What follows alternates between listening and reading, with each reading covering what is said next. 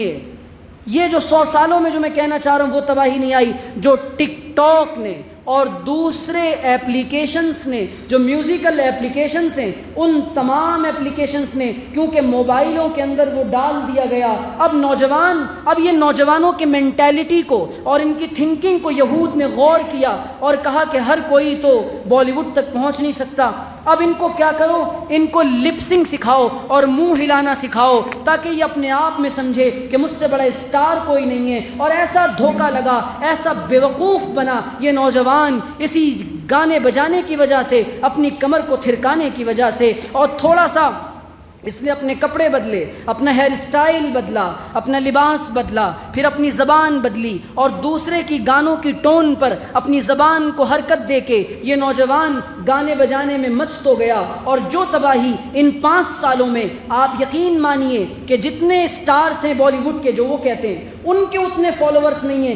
جتنے ان نوجوانوں کے ہیں۔ اس کی وجہ کیا ہے؟ ہر ہاتھ میں یہ موبائل ہے، اور یہ موبائل نہیں ہے، اس کو لایا گیا تھا اسی لیے سب سے پہلے کیمرے سے پہلے موبائل کے اندر یہ میوزک ڈالا گیا تھا۔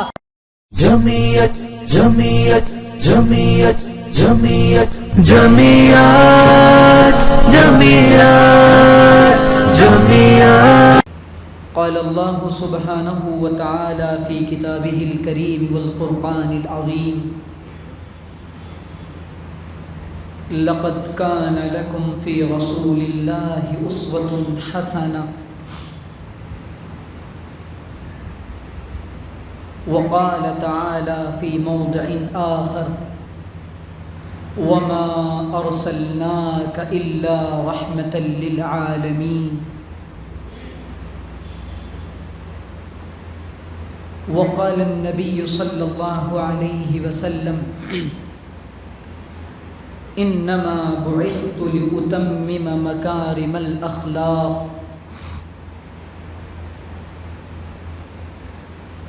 سبحان ربك رب العزة عما يصفون وسلام على المرسلين والحمد لله رب العالمين وعلى آل سيدنا محمد فی اول کلامنا و اوسط کلامنا و آخر کلامنا۔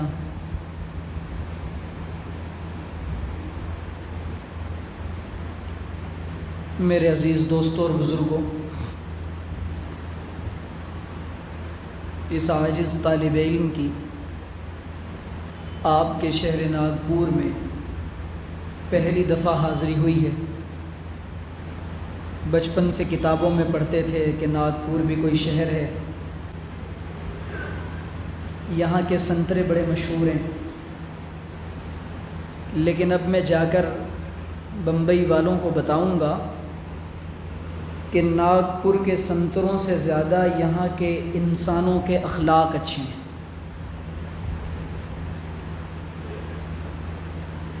بارہ 13 تاریخ کو ہمارے محسن اور کرم فرما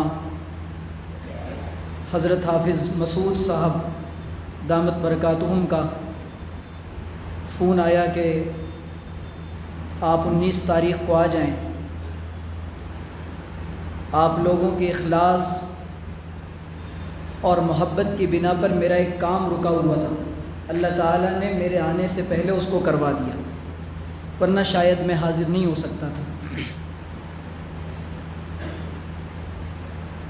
دوسری بات یہ کہ اس مجمع میں اکابر علماء کرام بھی تشریف فرما ہیں۔ ان حضرات اکابر کی موجودگی میں یہ چھوٹا سا طالب علم اپنا سبق سنانے کی غرض سے حاضر ہوا ہے، اور الامر فوق الادب کے تحت بیٹھ گیا ہوں۔ ظاہر ہے کہ جب بچہ سبق سناتا ہے تو اس میں غلطیوں اور کوتاہیوں کا امکان بھی ہوتا ہے۔ اللہ تعالیٰ سے دعا ہے کہ مجھے صحیح طرح سے بات کہنے کی، ہم سب کو سمجھنے کی، اخلاص کے ساتھ عمل کرنے کی اور دوسروں تک پہنچانے کی توفیق عطا فرمائے۔ میں اسی طرح دھیرے دھیرے انشاءاللہ بات کروں گا، زیادہ شعلہ بیانی مجھ سے نہیں ہو سکے گی، طبیعت بھی کچھ ناساز ہے، گلے میں تکلیف ہے۔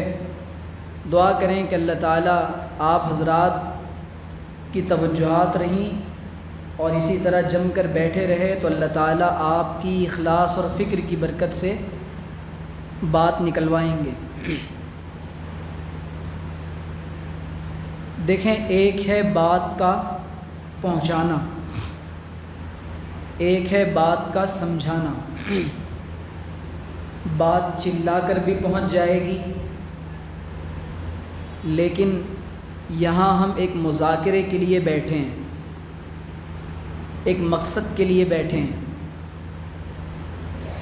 مقصد ہے کہ نبی صلی اللہ علیہ وسلم کی مبارک زندگی کے چند حسین گوشوں اور پہلوؤں پر میں اپنا سبق سناؤں، آپ سب اس کو سنیں اور اس کے بعد عمل کی نیت سے بیٹھیں، اور جن چیزوں پر فوراً عمل کر سکتے ہوں عمل کرنا ہم سب شروع کر دیں۔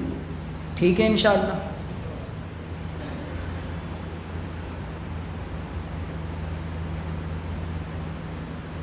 ربیع الاول کا مبارک مہینہ چل رہا ہے۔ ربیع کہتے ہیں بہار کو،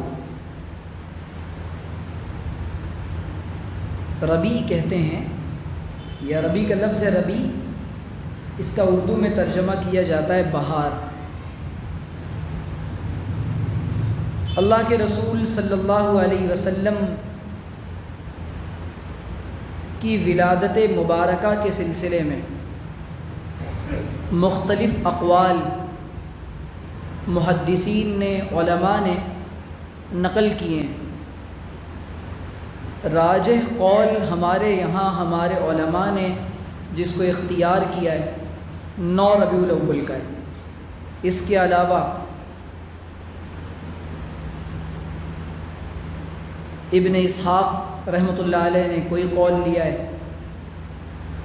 سیرت ابن ہشام میں کوئی اور قول ہے، دوسرے سیرت نگاروں نے اور محدثین نے کسی اور قول کو اختیار کیا ہے۔ لیکن یہ بات بھی طے ہے کہ اللہ کے رسول صلی اللہ علیہ وسلم اسی ماہ مبارک میں دنیا میں تشریف لائے،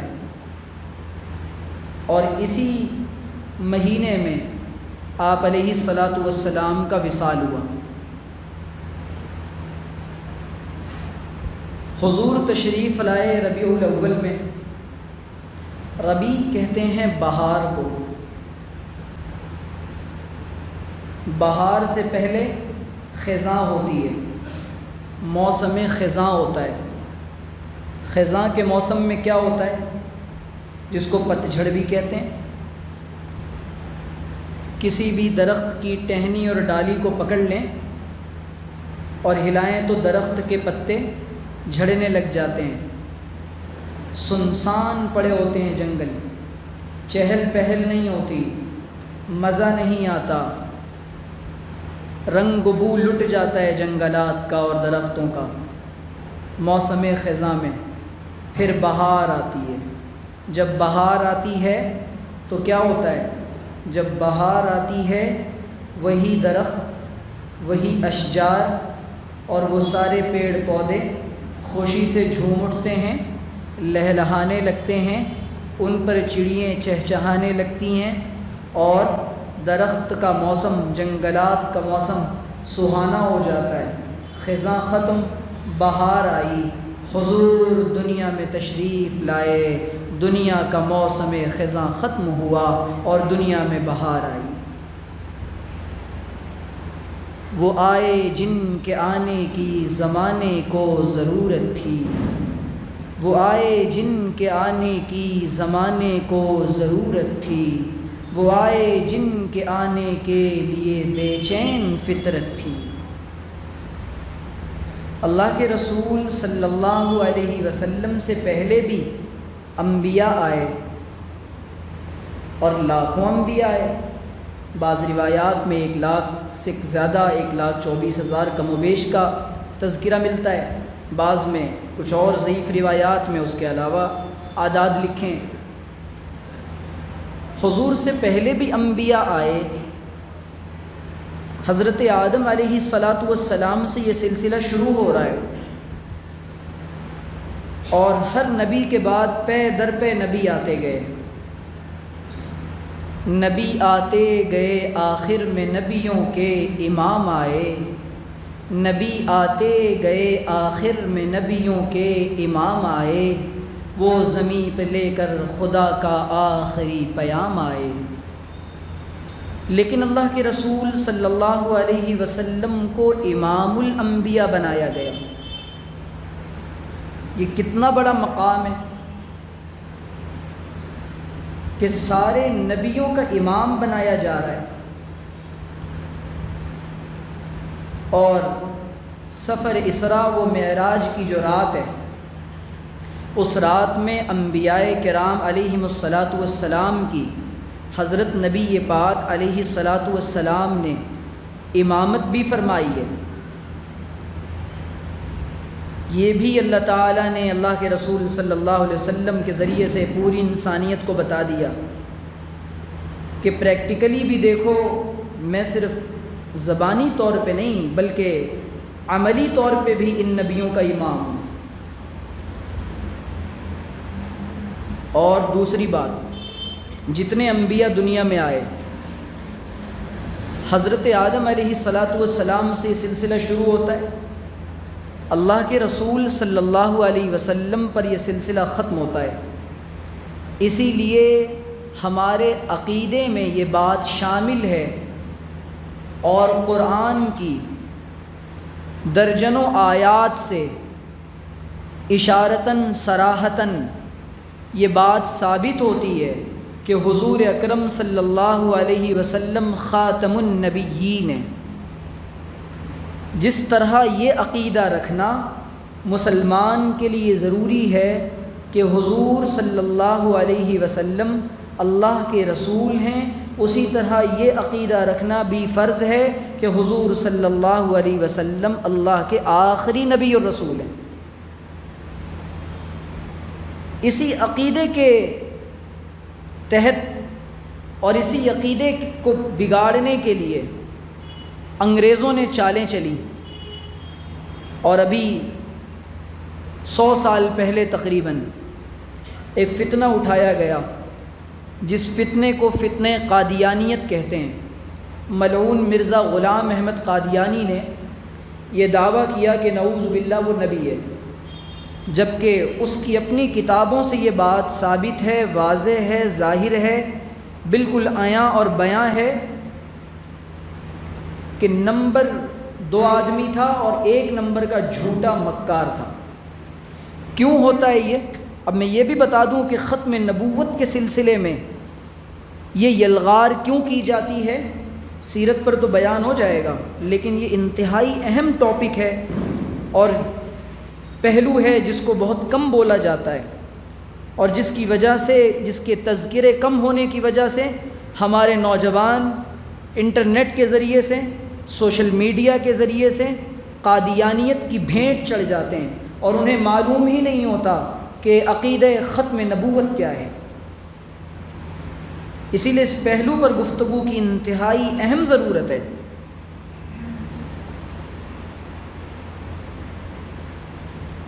قرآن کریم نے باضابطہ اس کو بیان کیا ہے کہ ما کان محمد ابا احد من رجالکم ولکن رسول اللہ وخاتم النبیین، کہ اللہ کے رسول صلی اللہ علیہ وسلم آخری نبی ہیں اور نبوت کی مہر کو آپ پر لاسٹ اور فائنل لگایا گیا. آپ کے بعد کسی کے لیے یہ منصب اور شان عطا نہیں کی جائے گی. اب میں یہ عرض کر رہا تھا کہ عقیدہ ختم نبوت پر جو ڈاکہ ڈالا جاتا ہے، اور یہ قادیانی کے بعد بھی ایسے کذاب اور دجال پیدا ہوئے، اور حضور صلی اللہ علیہ وسلم نے فرمایا تھا کہ میرے بعد 30 جھوٹے کذاب پیدا ہوں گے، کذابون 30، اور وَكُلُّهُمْ يَزْعُمُ أَنَّهُ نَبِيٌّ وَلَا نَبِيَّ بَعْدِي انا خاتم النبیین او کما قال علیہ الصلاۃ والسلام۔ حضور نے فرمایا کہ میرے بعد 30 جھوٹے کذاب اور دجال پیدا ہوں گے، اور ان میں سے ہر ایک دعویٰ کرے گا کہ وہ نبی ہے، جھوٹا ہے۔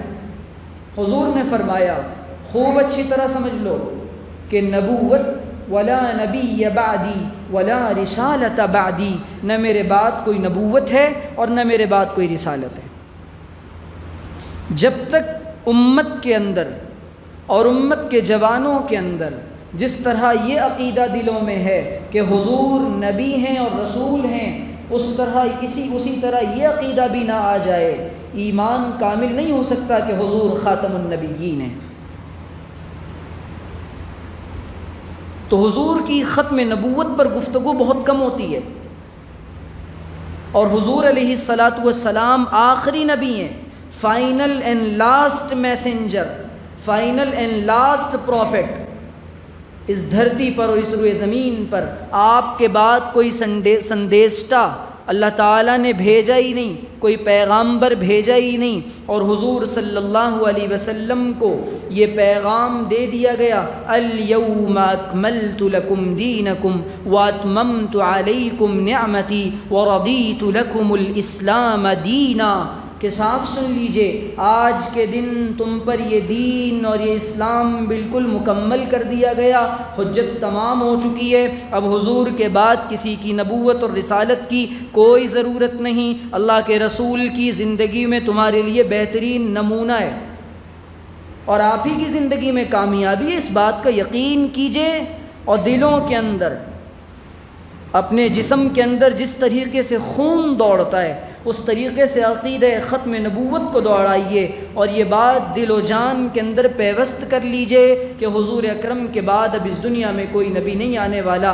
جو کوئی یہ دعویٰ کرے وہ جھوٹا، کذاب، دجال، واجب القتل ہے۔ بہرحال کیوں کیا جاتا ہے یہ پروپیگنڈا ہر چند سالوں کے بعد؟ یہ انگریز جب ملک میں آیا اس نے دیکھا کہ مسلمانوں کے اندر جو عقائد ہیں، ان کی جو تھیولوجی ہے اور ان کے جو عقیدے ہیں، ان کے جو بلیفز ہیں، اور وہ سب سے زیادہ کس بات پر پختہ ہیں، اور وہ سب سے زیادہ کس مسئلے پر طیش میں آتے ہیں، اور مسلمانوں کے اندر انتشار، افتراق، لڑائی، جنگ، جدال، جھگڑا یہ کیسے پیدا ہو سکتا ہے؟ سب سے پہلی کدال کہاں چلائی جائے؟ تو انگریزوں نے اور یہودیوں نے باضابطہ اپنا ایک ایجنٹ پیدا کیا، پیڈ ایجنٹ، اور اس ایجنٹ کے ذریعے سے عقیدہ ختم نبوت پر زد ڈالنے کی کوشش کی گئی۔ اور یہ کیوں؟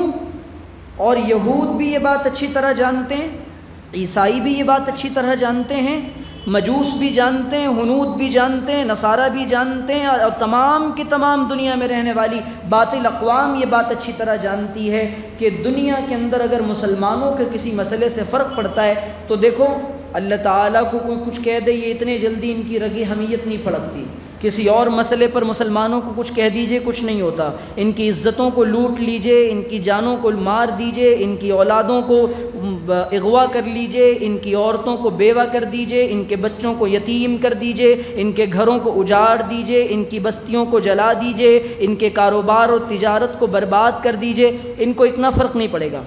ان کو فرق کہاں پڑتا ہے؟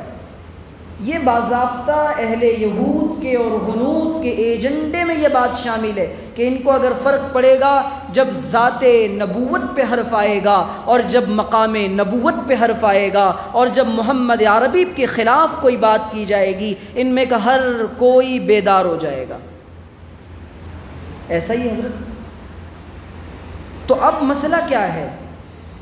جو ہماری بنیادی بات ہے اور جو بیسک عقیدہ ہے جس کے بغیر ایمان کی تکمیل نہیں ہو سکتی، اور یہ ایسی بات نہیں ہے کہ جس کو صرف بیان کر دیا جا رہا ہے۔ یہ بات اور یہ عقیدہ اللہ کے رسول صلی اللہ علیہ وسلم نے خود بیان کیا ہے۔ حضرت انس ابن مالک راوی ہیں، فرماتے ہیں کہ پیارے محبوب صلی اللہ علیہ وسلم نے مجھ سے فرمایا لا یؤمن احدکم حتی اکون احب الیہ من والدہ وولدہ والناس اجمعین، اور دوسری روایت میں ہے دوسرے الفاظ کے ساتھ یہی روایت، اور ایک روایت میں آپ نے فرمایا لا یؤمن احدکم حتی یکون ہواہ تبعا لما جئت بہ، کہ تم میں سے کوئی اس وقت تک ایمان والا نہیں ہو سکتا جب تک کہ میں محمد عربی صلی اللہ علیہ وسلم اس کو اس کی جان سے زیادہ، اولاد سے زیادہ، والدین سے زیادہ، کنبے سے زیادہ، خاندان سے زیادہ، اہل و عیال سے زیادہ، دنیا جہان کی نعمتوں سے زیادہ میں اس کو محبوب نہ ہو جاؤں۔ انسان کی اور مسلمان کی فرسٹ پرائرٹی اور انسان کی محبت کا سب سے پہلا حقدار جناب محمد رسول اللہ صلی اللہ علیہ وسلم کی محمد سے وفا تو نے تو ہم تیرے ہیں، کہ محمد سے وفا تو نے تو ہم تیرے ہیں، یہ جہاں چیز ہے کیا لوح و قلم تیرے ہیں۔ جو انسان محمد عربی کا ہو جاتا ہے، اللہ تعالیٰ جیسا وہ چاہتا ہے اللہ تعالیٰ نظام دنیا کو اس کے مطابق اور اس کے تابع کر دیتا ہے۔ یہ اقبال نے کہا تھا، شکوہ یا جواب شکوہ میں کہا تھا یہ کہ سنو یہ شکوہ ہے، میرا شکوہ ہے، محمد سے وفا کرو صلی اللہ علیہ وسلم۔ تو اب مسئلہ یہ ہے کہ جب ذات نبوت پہ حرف اٹھایا جا رہا ہے، حضور کی ختم نبوت کے بارے میں باتیں کی جا رہی ہیں، اور حضور صلی اللہ علیہ وسلم کی ختم نبوت پر ڈاکہ ڈالنے کی کوششیں کی جا رہی ہیں، اور یہ اتنے کامیاب ہوئے، کامیابی کی تو کوششیں انہوں نے کی، اور یہ انہوں نے سب سے پہلے مغربی ممالک میں اور یورپین کنٹریز میں، ہمارے یہاں شاید یہ بات تھوڑی عجیب لگے، لیکن ہزاروں مسلمان اپنے عقیدے کو چھوڑ کر ان ظالموں کے اور ان ملعونوں کے باطل عقیدے کی بھیٹ چڑھ گئے۔ ہمیں نہیں معلوم، ہمارا چھوٹا سا بچہ نہیں جانتا، میرا درد ہے یہ، ہمارا چھوٹا سا بچہ نہیں جانتا کہ محمد عربی صلی اللہ علیہ وسلم فائنل اور لاسٹ میسنجر ہیں، حضور آخری رسول اور نبی ہیں۔ یہودیوں کے یہاں دو نظام تعلیم ہیں،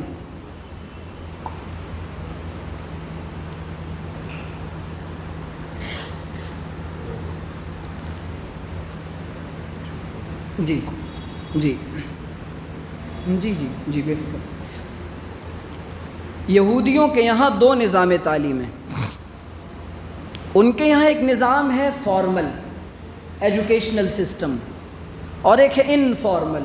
اس کو آسان لفظوں میں سمجھیں، رسمی نظام تعلیم اور غیر رسمی نظام تعلیم۔ رسمی نظام تو یہ ہے کہ بھئی وہ جو ان کے مذہب کی تعلیم ہے، ان کے دھرم کی جو باتیں ہیں، ان کی کتابوں میں جو لکھا ہوا ہے وہ اس کو پڑھائیں گے، اور ان کا 5 سے 7 سال کا بچہ وہ یہودی بن چکا ہوتا ہے۔ ان کا 5 سے 7 سال کا بچہ، یہودی سے مراد کیا ہے؟ اس کے جسم و جان کے اندر، اس کے فکر و خیال کے اندر، اس کے ذہن کے اندر، اس کے دل و دماغ کے اندر، اس کے رگ رگ، ریشے ریشے، بوٹی بوٹی کے اندر جس طریقے سے خون دوڑتا ہے، اسی طریقے سے یہودیت پیوست ہو جاتی ہے۔ کیوں؟ اس کے ماں باپ اس پر محنت کرتے ہیں اور اس کو بتاتے ہیں کہ تمہارے نبی معجز ہیں، تمہاری کتاب تورات ہے، اور دیکھو ہماری دشمنی یہ مسلمانوں سے ہے، اور دیکھو ہمیں گریٹر اسرائیل بنانا ہے، اور اس کو بتاتے ہیں پوری دنیا میں ہماری یہ تعداد ہے، اور اس کو اس یہودیت کے بارے میں سارا کچھ سمجھا کر بالغ ہونے سے پہلے وہ بچہ پکا ٹھکا یہودی بن جاتا ہے۔ لیکن افسوس صد افسوس، ہمارا بچہ، اس کو اپنے عقیدے کا پتہ نہیں ہوتا، وہ 5 سال 7 سال کا بچہ وہ مسلمان نہیں بن پاتا، اس کو اپنی بنیادی تعلیمات کا پتہ نہیں ہوتا ہے۔ مکتب کے نظام تعلیم کو جو لعنت سمجھ رہا ہے یہ مسلمان، اور جو دن رات مولویوں پر تنقیدیں کر رہے ہیں اور مدارس کے خلاف ایک پروپیگنڈا کیا جا رہا ہے، بوریا نشینوں کے بارے میں باتیں کی جا رہی ہیں، علماء کے بیانات کو اور اصلاحی مجالس کو اور خانقاہوں کے نظام کو اور تبلیغ کے کام کو جو بے اصل اور بے بنیاد اور غلط اور یہ اور وہ بتایا جا رہا ہے، یہ اسی کی لعنت ہے کہ جس کی وجہ سے ہمارے بچے جو بننا چاہیے تھا وہ نہیں بن سکے۔ اور خدا کی قسم جتنے بچوں کا ایمان محفوظ ہے اور جتنے بچوں کا اسلام محفوظ ہے اور جتنے بچوں کے عقیدے محفوظ ہیں اور جتنے بچوں نے اسلام کو اپنایا ہے اور جتنے بچے اسلام پر عمل کر رہے ہیں اور جن کو معلوم ہے کہ اسلام کیا ہے اور اسلام کی حقانیت کیا ہے اور ہم کون ہیں اور ہمارا مذہب کیا ہے، خدا کی قسم ان مدرسوں کی دین ہے اور ان مکتبوں کی دین ہے اور ان علماء کی دین ہے اور ان دین کے کام کرنے والوں کی دین ہے۔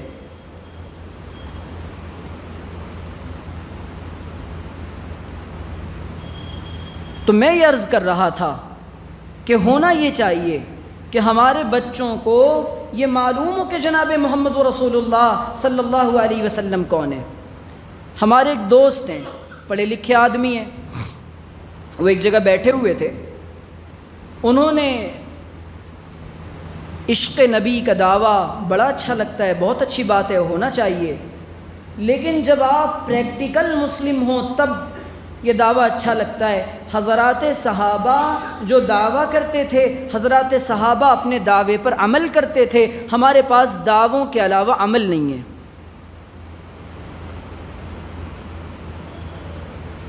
تو ہمارے ایک دوست ہیں، ایک دن وہ ایک جگہ بیٹھے ہوئے تھے،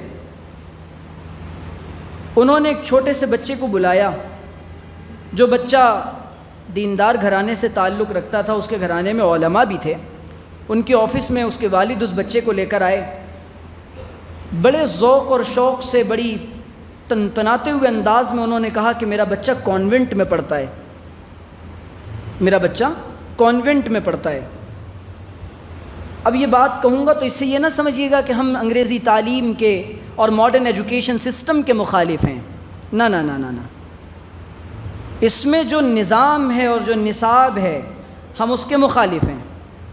آپ اپنا نظام ٹھیک کر لیجئے، آئیڈیالوجی ٹھیک کر لیجئے، نظریہ ٹھیک کر لیجئے، وچار دھارا کو بدل لیجئے، ہمارا نظریہ چینج ہو جائے گا۔ آپ اپنا اسٹائل اور اپنا طرز چینج کر لیجئے۔ تو انہوں نے بچے سے پوچھا کہ بیٹا 6-7 سال عمر تھی اس کی، اچھا خاصا بولتا بچہ تھا۔ انہوں نے کہا بیٹا ہمارے نبی صلی اللہ علیہ وسلم کا کیا نام ہے؟ بچے نے سوال کا جواب دے دیا۔ پھر پوچھا کہ ہمارے نبی صلی اللہ علیہ وسلم کو نبوت کتنے سال میں ملی؟ تو بچہ کہہ رہا 80 سال میں۔ ہمارے نبی نے مدینہ ہجرت کب کی؟ اس کو نہیں معلوم۔ ہمارے نبی صلی اللہ علیہ وسلم کا وصال کب ہوا؟ کتنے سال کی عمر میں؟ کہہ رہا 110 سال۔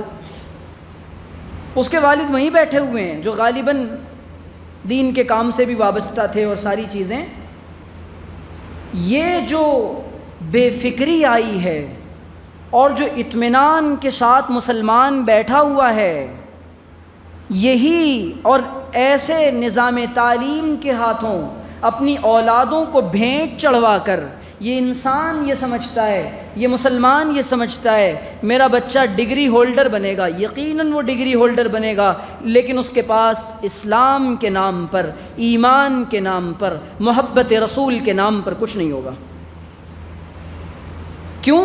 اس کی وجہ ہے آپ نے اسکولوں کو جو فیس دی ہے وہ ان کو اسلام پڑھانے کی نہیں دی ہے۔ بالکل صحیح بات ہے، وہ اپنا کام ٹھیک کر رہے ہیں، انہوں نے ٹھیکہ اس بات کا لیا ہے کہ وہ آپ کے بچے کو ماڈرن بنائیں، وہ آپ کے بچے کو زمانے کے ساتھ قدم سے قدم ملا کر چلنا سکھائیں، وہ آپ کے بچے کو ایکسٹرا آرڈینری بنائیں، وہ آپ کے بچے کو بالکل شارپ بنائیں، اور وہ آپ کے بچے کو ڈگری ہولڈر اور جاب ہولڈر بنائیں تاکہ وہ زمانے میں اپنا مقام بنا سکے۔ وہ آپ کے بچے کو دین پڑھانے کے لیے نہیں بیٹھے۔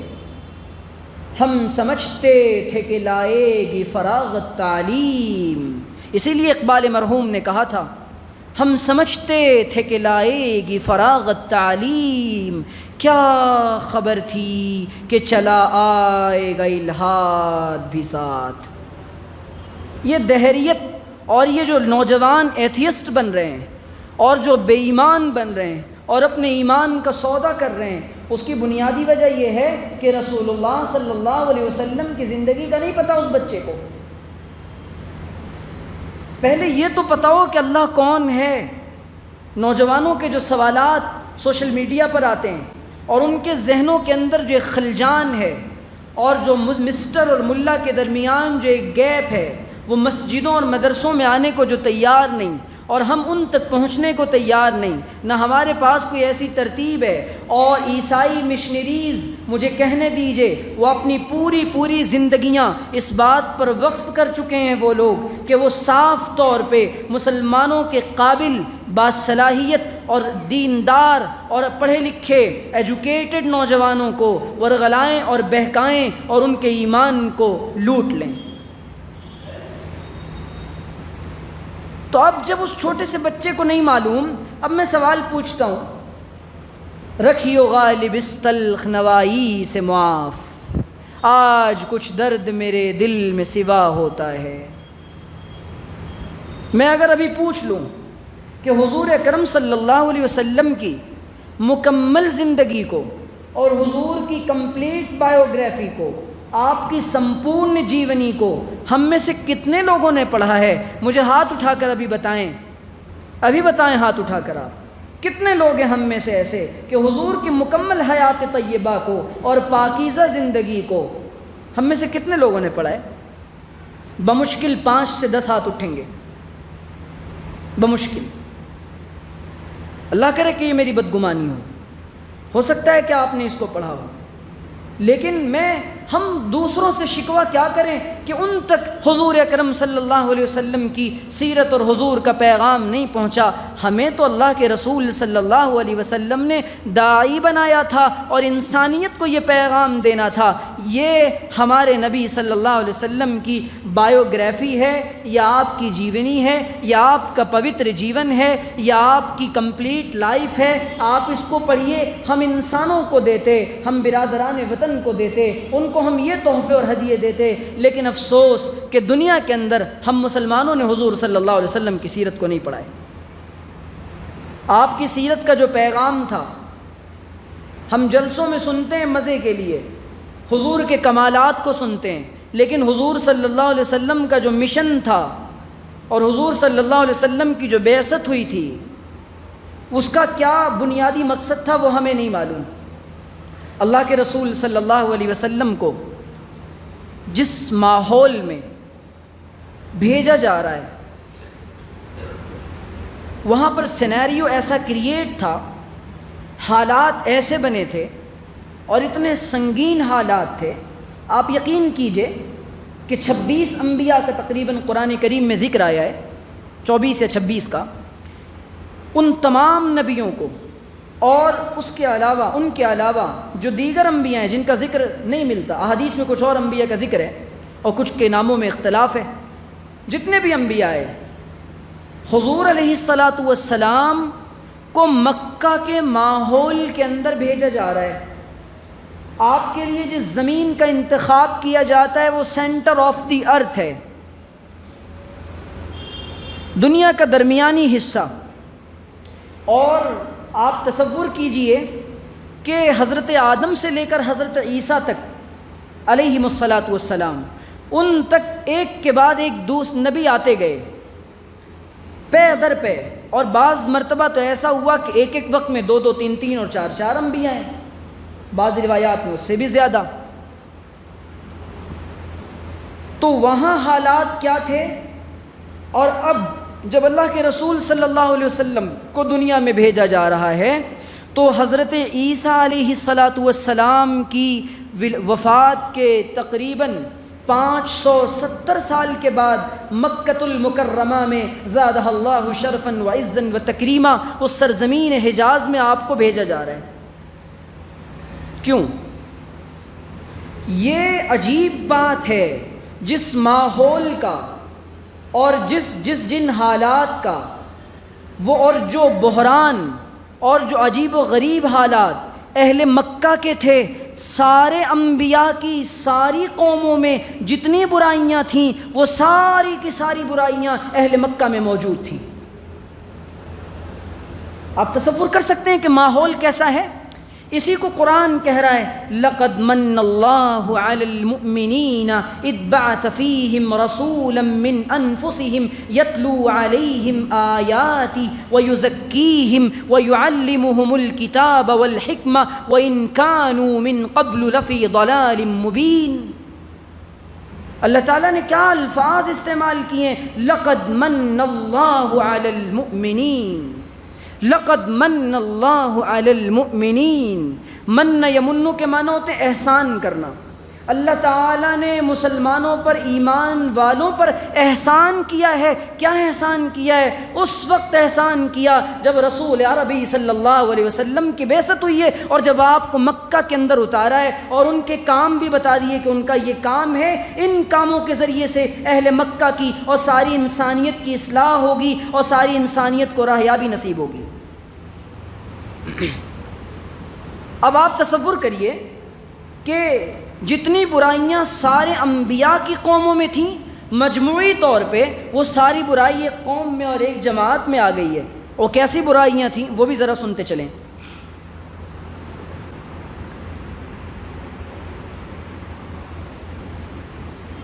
عجیب و غریب دماغ کے لوگ، پرانی قوم کے اندر حال یہ ہوتا تھا یا تو وہ سود کھاتی تھی، ایک بیماری، تو اللہ تعالیٰ ان کی اصلاح کے لیے بھیج دیتا تھا، یا تو وہ بدفعلی کرتی تھی، یا وہ اللہ کا کوئی امر نہیں مانتی تھی۔ کوئی ایک دو بیماریاں جن کا تذکرہ قرآن نے کیا ہے کہ اس نبی کے قوم، اس فلاں نبی نے اپنی قوم کو یہ دعوت دی اور اس کام سے روکا، دیکھو ایسا نہ کرو۔ کوئی قوم ناپ تول میں کمی کرتی تھی، لیکن یہاں حال یہ ہے وہ ساری بیماریاں، یہ تو بیماری کی جڑ اور بیماری کا گھر تھے اہل مکہ اور یہ کفار۔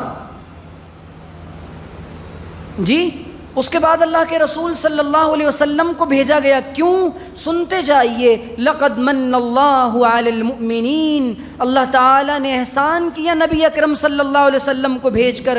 کیوں؟ یہ احسان کا جملہ حضرت یوسف کے ساتھ اللہ تعالیٰ نے ان کی قوم کے سلسلے میں نہیں فرمایا، حضرت یعقوب کے ساتھ ان کی قوم کے سلسلے میں احسان کا لفظ نہیں فرمایا، کسی نبی کے ساتھ اللہ تعالیٰ نے احسان کا لفظ نہیں فرمایا، لیکن اللہ تعالیٰ نے جب بات آئی ہے محمد عربی صلی اللہ علیہ وسلم کی تو کہا جا رہا ہے کہ لقد من اللہ علی المؤمنین، بھٹکتی بلکتی تڑپتی سسکتی بیچاری انسانیت کے لیے صرف اور صرف محمد عربی کو ہی آپ علیہ الصلاۃ والسلام اس ماحول میں اور اس سیناریو میں جو حالات بنے تھے اور جو نظام تھا اور ان کے جو حالات تھے، اس کے لیے اگر کوئی پرفیکٹ تھا اور کوئی ان کی راہیابی کر سکتا تھا وہ صرف اور صرف محمد عربی کی ذات تھی، اس کے علاوہ کسی نبی کے لیے بھی یہ کام نہیں سوٹیبل تھا۔ صرف اللہ کے رسول صلی اللہ علیہ وسلم کو چنا گیا تھا۔ آپ کو ایسا دل دیا گیا تھا، آپ کو ایسا ظرف دیا گیا تھا، آپ کو ایسی قوت گویائی دی گئی تھی، آپ کو ایسے کلمات دیے گئے تھے۔ اب اللہ کے رسول آ گئے ایسے ماحول کے اندر، حضور صلی اللہ علیہ وسلم آ تو گئے، آپ کی بعثت تو ہو گئی، آپ علیہ الصلاۃ والسلام کی ولادت ہم جانتے ہیں، ولادت کے حوال ہم کو معلوم ہے۔ اس کے بعد اللہ کے رسول علیہ الصلاۃ والسلام کی جوانی، آپ یقین کریں کہ اللہ کے رسول صلی اللہ علیہ وسلم 40 سال کی عمر مبارک تک عبادتیں کرتے رہے، خلوت نشینی میں رہے، اور اللہ کے رسول صلی اللہ علیہ وسلم اللہ تعالیٰ سے لو لگاتے رہے، ملت ابراہیمی پر اللہ کو یاد کرتے رہے، ذکر و مراقبہ کرتے رہے، لیکن کسی نے اللہ کے رسول کو کچھ نہیں کہا، بلکہ حال یہ تھا اہل مکہ کا کہ ان کے نزدیک حضور اکرم صلی اللہ علیہ وسلم سے زیادہ کوئی شریف تھا ہی نہیں، یعنی شرف اور بزرگی اور حضور صلی اللہ علیہ وسلم کی پر ختم ہو جاتی تھی۔ ان کے نزدیک سب سے زیادہ کریم النفس، سب سے زیادہ شریف النفس اگر کوئی ان کے نزدیک تھا تو دعوت کے کام سے پہلے اور اعلان نبوت سے پہلے حضور کی ذات گرامی تھی ان کے نزدیک۔ آپ یقین کریں کہ ابو لہب نے حضور کی ولادت مبارکہ کے بارے میں جب سنا، خوبیاں نے آ کر بتایا آپ کی باندی نے،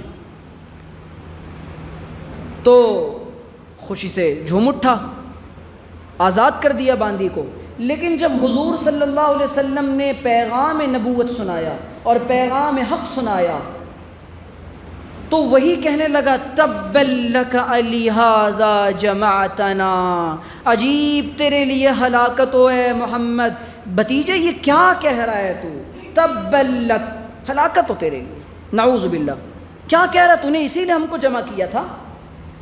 آپ علیہ الصلاۃ والسلام کے دل پر اور آپ علیہ الصلاۃ والسلام کے جذبات کو جو سب سے پہلی ٹھیس پہنچی تھی وہ کون سی تھی جانتے ہیں؟ حضور کا خیال یہ تھا یہ میرے اپنے لوگ ہیں، حضور کا خیال یہ تھا کہ میرے دادا کعبہ کے متولی تھے، حضور کا خیال یہ تھا کہ میرے چچا، میرے باپ دادا اور سب کے میں عالی نسب ہوں، میں شریف النفس ہوں اور میری اتنی عزت کرتے ہیں۔ اور کیسی عزت تھی آپ اس واقعے سے تصور کیجئے کہ ان کے درمیان، خاندانوں کے درمیان لڑائی ہو گئی، کعبۃ اللہ کی تعمیر ہوئی، حجر اسود کے رکھنے کا معاملہ چل رہا ہے، ہر کوئی چاہتا ہے کہ یہ شرف ہمیں ملے کہ میں رکھوں اور حجر اسود کو کعبۃ اللہ میں ہم نصب کریں، ہر کوئی چاہتا ہے۔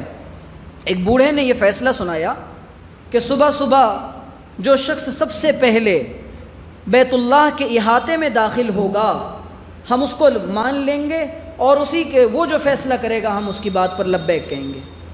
جب اللہ کے رسول صلی اللہ علیہ وسلم کو ان لوگوں نے دیکھا ہے، ان لوگوں نے جب حضور کو دیکھا بیک زبان پکار اٹھے، سا وہو صادق وہو امین، دیکھو یہ صادق بھی ہیں، یہ امانت دار بھی ہیں، اور سب خوش ہو گئے۔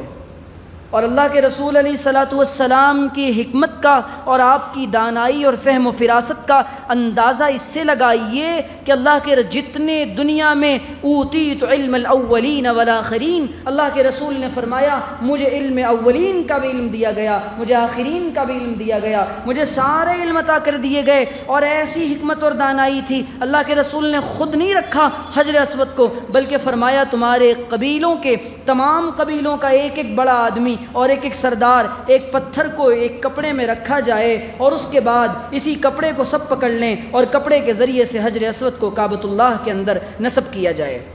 بہت بڑی وہ لڑائی، حضور کے بارے میں یہ پروپیگنڈا کیا جا رہا ہے انٹرنیشنل لیول پر اور انٹرنیٹ پر، سوشل میڈیا پر باضابطہ یہودیوں کے کلپس پڑے ہوئے ہیں۔ یہ جو کارٹونسٹ حضور کا نعوذ باللہ خاکہ بنانے کی کوشش کرتے ہیں، بنا ہی نہیں سکتے، لیکن جو حضور صلی اللہ علیہ وسلم کی بے احترامی کی یہ کوشش کرتے ہیں، یہ کیوں کرتے ہیں آپ کو پتہ ہے؟ ان کے نزدیک حضور صلی اللہ علیہ وسلم سے بڑا دنیا کے اندر نعوذ باللہ لڑائی اور جھگڑے کرنے والا کوئی نہیں تھا، جنگ و جدال کرنے والا کوئی نہیں تھا۔ جبکہ اگر یہ اپنی آنکھوں کو کھولیں اور یہ ہدایت کے طلبگار بن جائیں، سیرت کے ایک ایک واقعے میں اور غزوات و سرایا کی ایک ایک پہلو میں ان کو نظر آئے گا حضور علیہ الصلاۃ والسلام پیغمبر امن تھے اور شانتی کے دودت تھے اور شانتی کے سندیشتا تھے اور پروفٹ آف پیس تھے، اور انسانیت کے اندر اور پوری روئے زمین پر یہ امن اور شانتی کے پیغام کو عام کرنے والے تھے۔ آپ سوچئے کہ کتنا بڑا جھگڑا تھا کہ اگر عربوں کا حال آپ کو معلوم ہے کہ جب ان کے یہاں لڑائیاں ہو رہی ہیں تو مرنے والا یہ وصیت کر کے جاتا ہے کہ دیکھو فلاں سے لڑائی اور جنگ ختم نہیں کرنا، میرے بعد تم اس کو جاری رکھنا، گویا کہ اس پر بیعت لے رہا ہوتا تھا وہ، اور اس کے بعد صدیوں وہ لڑائیاں چل رہی ہوتی تھیں۔ اگر اللہ کے رسول نے اس حکمت عملی کو نہ اپنایا ہوتا تو وہ جو لوگ ابھی حضور کو صادق اور امین کہہ رہے تھے، اگر اللہ کے رسول صلی اللہ علیہ وسلم نے کچھ اور بتا دیا ہوتا ان کو، یا کچھ اور ہو جاتا، یا اللہ کے رسول نہ آتے، آپ نے اپنی حکمت اور دانائی سے اتنے بڑے جھگڑے کو منٹوں اور سیکنڈوں کے اندر حل کر دیا۔ یہ امن کے پیغمبر تھے۔ اور میرے پاس موقع نہیں ہے بہت زیادہ تفصیل کا، جب اللہ کے رسول کی بعثت سے پہلے کئی بار صلحیں ہوئی ہیں آپس میں خاندانوں میں مکہ کے اندر کہ فلاں خاندان فلاں سے نہیں لڑے گا، فلاں خاندان فلاں سے جنگ نہیں کرے گا۔ ان صلحوں کے اندر اور ان آپسی میل ملاپ کے اندر حضور صلی اللہ علیہ وسلم کا سب سے بڑا کیریکٹر اور کردار تھا، اور اللہ کے رسول صلی اللہ علیہ وسلم نے ان کو یہ بتایا اور یہ سکھایا کہ صلح کیسے کی جاتی ہے، اور ہمارے سامنے بے شمار نمونے ہیں اور بے شمار مثالیں موجود ہیں۔ تو میں عرض یہ کر رہا تھا، جس ماحول میں حضور کو بھیجا جا رہا ہے، جس ماحول میں حضور کو بھیجا جا رہا ہے وہ عجیب و غریب ماحول ہے۔ آپ تصور کریں کہ کیا اس سے بڑی بدعقلی اور بے وقوفی کوئی ہو سکتی ہے کہ کعبۃ اللہ کا طواف تو وہ کر رہے ہیں لیکن ننگا طواف کر رہے ہیں، اور دلیل کیا دیتے ہیں؟ دلیل اتنی بھونڈی دیتے ہیں، شیطان نے عقل پر ایسی پٹی پڑھا رکھی ہے کہ کیف نطوف فی ثیابنا، ہم ان کپڑوں میں اللہ کے گھر کا طواف کیسے کریں جن کپڑوں میں ہم نے اللہ کی نافرمانی کی ہے؟ جی، جن کپڑوں میں ہم نے اللہ کی نافرمانی کی ہے۔ کہاں کئیٹا کہاں کروڑا بھانمتی نے کنبا جوڑا، یہی والی دلیل ہے یہ تو، کہ عقل پر ایسی پٹی پڑی ہے کہ طواف تو کریں گے یہ لیکن ننگا طواف کریں گے۔ اور آپ سنیے، باضابطہ کتابوں میں یہ بات ملتی ہے، حضور کی بعثت سے پہلے اور حضور کی آمد سے پہلے، حضور کے اعلان نبوت سے پہلے، حضور کے پیغام حق سنانے سے پہلے ماں بیٹی بہن کی کوئی تمیز اس سوسائٹی میں نہیں تھی۔ لکھا ہوا ہے کتابوں کے اندر، حوالے موجود ہیں، بہن اور بیٹی کی ماں کی کوئی تمیز نہ تھی۔ آج پوری دنیا کے اندر، میں سیرت کو حالات سے جوڑتا چل رہا ہوں، پوری دنیا کے اندر آپ جانتے ہیں کہ ویسٹرنائزیشن کا جو ایک کریز لایا جا رہا ہے، اور ویسٹرنائزیشن کو اور مغربیت کو جو ان مسلمانوں کے ذہنوں پر اور انسانیت پر جو ڈالا جا رہا ہے، آپ یہ یقین کریے اسی ننگے پن، اسی عریانیت، اسی فحاشی، اسی بے حیائی کی طرف انسانیت کو دوبارہ لے جانے کی کوشش کی جا رہی ہے جو مکہ کے اندر موجود تھی۔ اور حال کیا تھا؟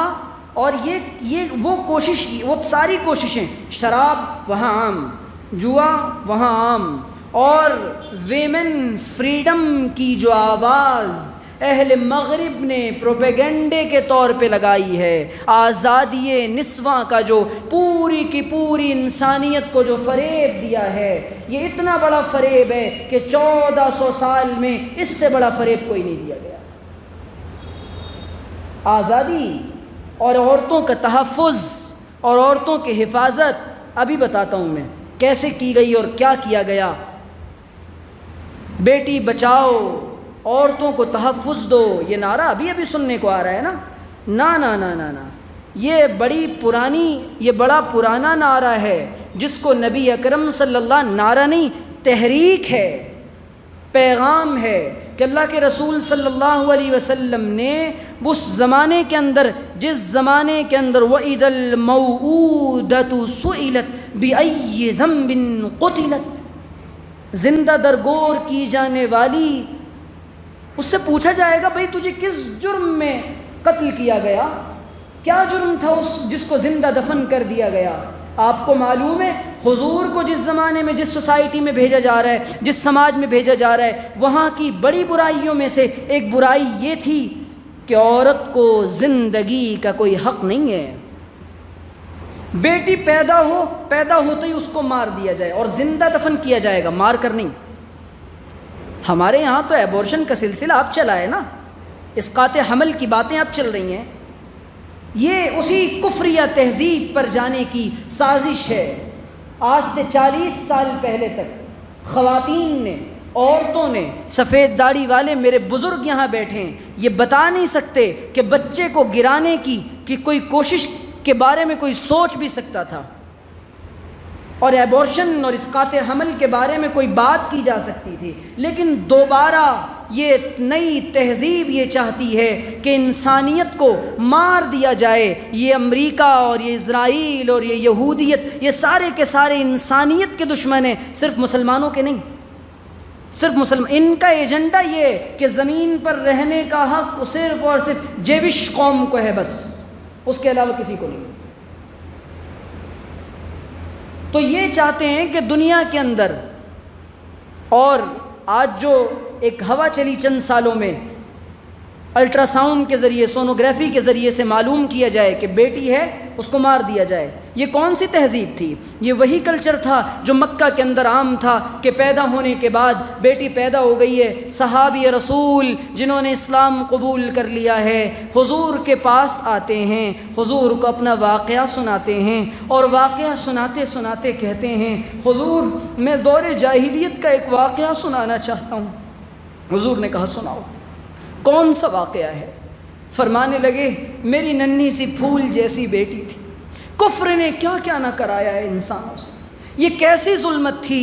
حضور آئے بے راہ روی والے، یہ بے راہ روی میں پڑے ہوئے انسانوں کو ہدایت کا راستہ مل گیا، حضور آئے ظلمتوں میں پڑی انسانیت کو نور مل گیا، یخرجہم من الظلمات الی النور۔ اللہ کے رسول آئے، صحابی کہتے ہیں حضرت جعفر بن ابی طالب کہتے ہیں شاہ نجاشی کے سامنے عجیب ہمارا حال تھا، مردار کھاتے تھے، زنا کرتے تھے، فحش کام کرتے تھے، غیبتیں کرتے تھے، شراب پیتے تھے، ماں بہن بیٹی کی کوئی تمیز نہ تھی، مردار تک کھا لیتے تھے، خون کھاتے تھے اور جنگ و جدال کرتے تھے۔ حضور آئے، حضور نے فرمایا نہیں نہیں یہ سارے کام غلط ہیں، ان کو چھوڑ دو۔ ہمیں انسان بنانے والے حضور اگر زمین پر حضور نہ آتے، انسان کو پتہ نہ چلتا کہ انسان کسے کہتے ہیں۔ حضور تو معلم کائنات ہیں۔ اور صحابی واقعہ سنانے لگے، کہنے لگے اللہ کے رسول صلی اللہ علیہ وسلم میں جب حالت کفر میں تھا، زمانے جاہلیت میں میری ننھی سی بچی تھی، پھول جیسی خوبصورت بیٹی، تھوڑی بڑی ہونے لگی، اب بولنے بھی لگی۔ میں نے اپنی بیوی سے کہا کہ اب اس کا وقت ہو چلا ہے۔ اب میری بیوی بڑی منتیں کرتی رہی، میرے سامنے روتی رہی کہ اس کو نہ دفناؤ، اتنی چھوٹی سی بچی ہے، کیا ملے گا تمہیں؟ اور کس بات کو عار اور شرم سمجھا جاتا تھا؟ عقلیں کہاں مر گئی تھیں ان کی کہ یہ کسی کی بہو بنے گی اور کسی کی بیوی بنے گی اور کوئی میرا داماد بنے گا، اور اگر یہ بہو بن گئی اور یہ کسی کے گھر چلی گئی تو میرا مقام اور میری عزت نیچے ہو جائے گی۔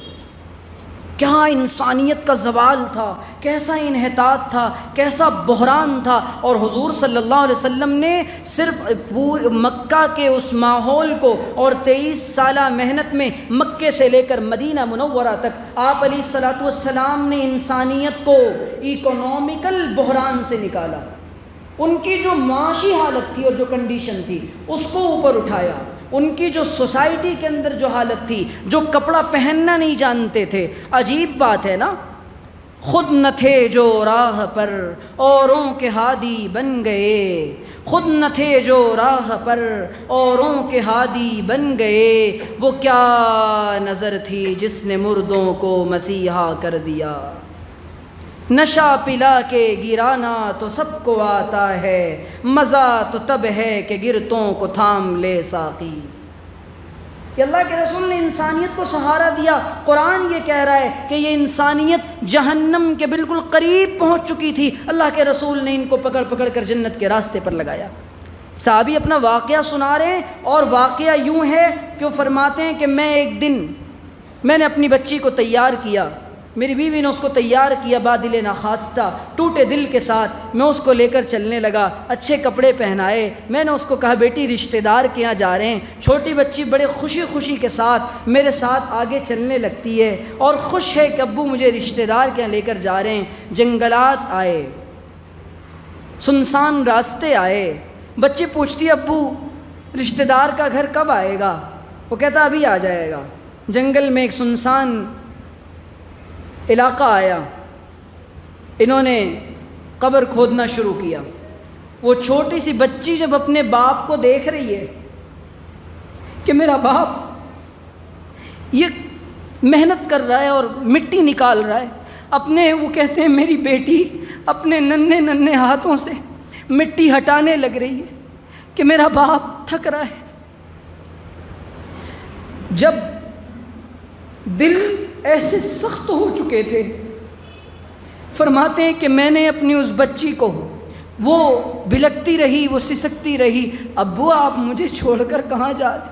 میں نے اس کو اس میں ڈال دیا، میں نے اس کو اس میں ڈال دیا، اور ڈالنے کے بعد ابو آپ مجھے دفنائیے مت، ابو آپ مجھے دفنائیے مت، ابو آپ میرے اوپر مٹی کیوں ڈال رہے ہیں؟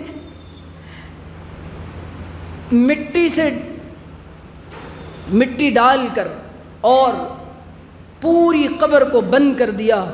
اور کیا سخت دل تھا. اور ایسے بھی لوگ تھے اس معاشرے میں جن کے دل اتنے سخت تھے کہ جو اپنی بیٹیوں کو خود نہیں دفنا پاتا تھا وہ اوروں کے پاس لے جاتا ہے کہ تم میری بیٹی کو لے جا کر دفنا دو. کون سا ویمن رائٹ اور کون سا ویمن فریڈم؟ پوری دنیا کے اندر اور مغرب میں، ویسٹرن ملکوں کے اندر، کنٹریز میں جو تیزی کے ساتھ فاسٹسٹ گروونگ ریلیجن اسلام ہے، اس میں سب سے زیادہ تیزی کے ساتھ خواتین حلقہ بگوش اسلام ہو رہی ہیں. اس کی وجہ یہ ہے جب انہوں نے حجاب کو دیکھا، ہوس پرستوں کی نگاہوں سے محفوظ کر دیا. یہ اسلام کی شہزادی ہے، یہ اسلام کی شہزادی ہے، یہ محمد الرسول اللہ کی شہزادی ہے. یہ حضرت فاطمہ اور حضرت خنسا اور امہات المومنین سے اس کی نسبت ہے. اپنے دوپٹے کو حضور علیہ الصلاۃ والسلام نے عورتوں کا کیا اکرام کیا ہے. قبیل عدی بن حاتم کی بیٹی، بنو حاتم کی بیٹی آئی، پتہ چلا یہ اکرام والے معزز اور مکرم خاندان کی بچی ہے، دوپٹہ جسم پر نہیں. حضور نے کہا اس کو چادر پہناؤ.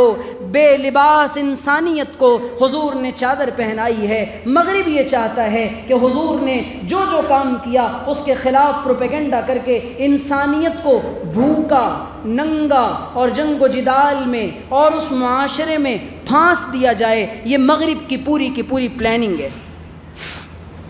اسی لیے حضرت انس کہتے ہیں کہ اللہ کے رسول نے کہا کہ یہ جو دین رسول اللہ صلی اللہ علیہ وسلم لے کر آئے ہیں، اسی دین کے اندر کامیابی ہے. اور خواہشات کا نام دین نہیں ہے، اتباع سنت کا نام دین ہے. اتباع سنت کا نام دین ہے، رسول اللہ کی ماننے کا نام دین ہے، اپنی من مرضی کرنے کا نام دین نہیں ہے.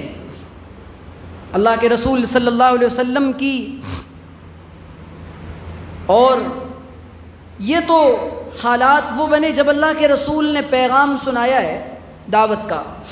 اب آپ نے جب قرآن کا پیغام سنایا ہے تو حضور صلی اللہ علیہ وسلم نے کس انداز سے تبلیغ کی ہے اور کس انداز سے آپ پورے مکی دور میں کہیں دیکھ لیں ٹیررزم کو جو اسلام کے ساتھ دہشت گردی کو جو جوڑا جا رہا ہے، آپ پوری مکی زندگی میں دیکھ لیں کہ حضور علیہ الصلاۃ والسلام نے مکہ کے اندر ہتھیار کب اٹھائے ہیں. اور آپ نے، اور تو چھوڑیے مکہ کے حالات ایک طرف، لیکن جب اب کوئی اعتراض کر سکتا ہے، جب آپ کو غلبہ نصیب ہو گیا. اللہ سیرت نگاروں نے، محدثین نے روایتیں نقل کی ہیں، صحابہ بیان کرتے ہیں، جب فتح مکہ کا واقعہ پیش آیا ہے، اللہ کے رسول صلی اللہ علیہ وسلم فاتحانہ شان کے ساتھ مکے میں داخل ہو سکتے تھے، آپ عاجزی کے ساتھ داخل ہو رہے ہیں. اور راوی کہتا ہے اتنی عاجزی کے ساتھ حضور مکے میں داخل ہوتے ہیں کہ حضور علیہ الصلاۃ والسلام کا جسم مبارک اونٹنی کے جسم سے لگا جا رہا ہے، اور آپ کے سر مبارک پر کالے رنگ کا عمامہ ہے. اور اللہ کے رسول صلی اللہ علیہ وسلم نے جن لوگوں نے پوری زندگی اللہ کے رسول کو ستایا تھا ان سب کو معاف کر دیا. اور حضور نے فرمایا آج میں تم سے وہی کہوں گا جو میرے بھائی حضرت یوسف نے اپنے بھائیوں سے کہا تھا، لا تثریب علیکم اليوم انتم الطلقاء. آج تم پر کوئی زبردستی اور زیادتی نہیں کی جائے گی، کوئی ظلم نہیں کیا جائے گا، تم سب کے سب آزاد ہو. وہ ابو سفیان جنہوں نے اب تک اسلام قبول نہیں کیا، وہ ابو سفیان، حضور نے فرمایا من دخل فی دار ابی سفیان فہو مأمون. جو ابو سفیان کے گھر میں داخل ہو جائے اس کو بھی امان ہے. وہ نبیوں میں رحمت لقب پانے والا، مرادیں غریبوں کی برلانے والا. وہ نبیوں میں رحمت لقب پانے والا، مرادیں غریبوں کی برلانے والا. حرا سے اتر کر سوئے قوم آیا، وہ ساتھ اپنے نسخے کیمیا بھی لایا. وہ بجلی کا کڑکا تھا یا صوت ہادی، وہ بجلی کا کڑکا تھا یا صوت ہادی. عرب کی زمیں جس نے ساری ہلا دی. حضور آئے تو بے راہ روی پر پڑی ہوئی اور گمراہ انسانیت کو راہیابی ملی ہے. تو حضور کی زندگی کا مقصد اور حضور کی زندگی کا پیغام یہ کہ میرا ہر عمل، میرا ہر کام نبی علیہ الصلوۃ والسلام کے مطابق ہو جائے۔ عشق نبی یہ ہے کہ ہمارا، آپ حضرت عبداللہ بن زید یا زید بن عبداللہ صحابی رسول ہیں، مولانا بدر عالم میرٹھی مہاجر مدنی رحمۃ اللہ علیہ نے ترجمان السنہ میں اس روایت کو نقل کیا ہے۔ حضرت نے ان کے حوالے سے لکھا ہے، حضرت زید بن عبداللہ کے حوالے سے، جلیل القدر صحابی ہیں، کہ کھیتوں میں کام کر رہے تھے، آپ کے بیٹے نے، صاحبزادے نے آ کر حضور کی وفات کی خبر دی کہ حضور کا وصال ہو گیا ہے۔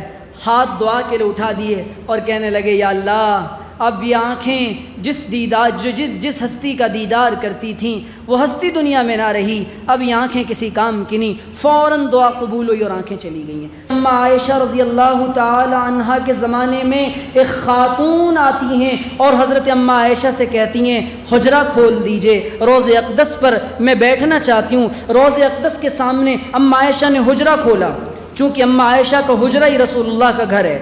اب اس پر بھی ایک بات ہے بڑی دلچسپ اور علمی، لیکن ابھی فی الحال بیان کا موقع نہیں ہے۔ حضرت اماں عائشہ نے حجرہ کھولا، وہیں پر قبر اطہر کے سامنے بیٹھ کر رونے لگیں اور روتے روتے اللہ کے رسول صلی اللہ علیہ وسلم کی محبت میں جان آفریں کے سپرد کر دی۔ یہ اس کو کہتے ہیں تعلق اور اس کو کہتے ہیں محبت۔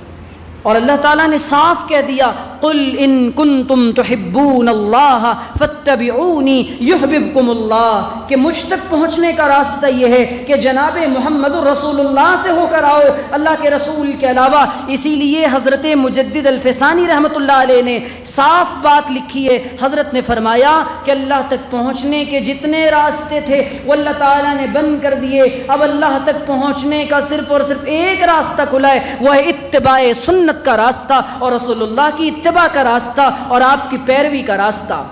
اسی لیے حضور نے فرمایا کہ جس نے میری مانی وہ جنت میں جائے گا، اور جس نے انکار کیا اور میرے طریقے کو چھوڑ دیا وہ جنت میں نہیں جائے گا، وہ جہنم میں جائے گا۔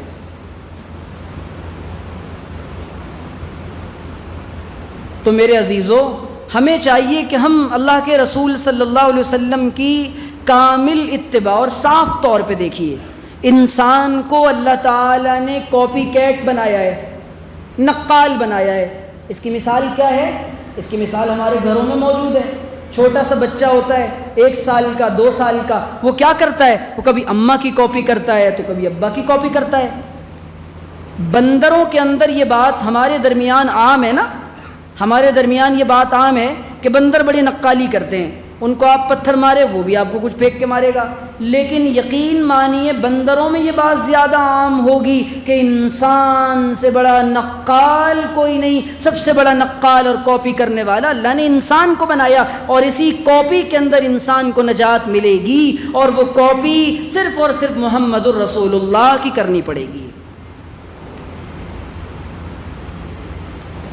دنیا میں احترام کے قابل ہیں جتنے لوگ، دنیا میں احترام کے قابل ہیں جتنے لوگ، میں سب کو مانتا ہوں مگر مصطفیٰ کے بعد صلی اللہ علیہ وسلم۔ اسی لیے کیا باتیں کی جائیں، ذہن میں بہت کچھ تھا۔ اللہ تعالیٰ نے آپ لوگوں کے اخلاص اور آپ کی بشاشت کی برکت سے مجھے طاقت دی، ورنہ حالت ایسی نہیں تھی، اور اللہ تعالیٰ نے آپ کی برکت سے کچھ کام کی باتیں نکلوائی ہیں۔ اچھا تو میں عرض یہ کر رہا تھا، یہ آیت بھی ذرا سنتے چلیں۔ لَقَدْ كَانَ لَكُمْ فِي رَسُولِ اللَّهِ أُسْوَةٌ حَسَنَةٌ، بلا شبہ تمہارے لیے رسول کی ذات اقدس میں بہترین نمونہ ہے۔ اللہ تعالیٰ نے اسوہ ہی نہیں کہا صرف، بلکہ اسوۃ حسنہ کہا۔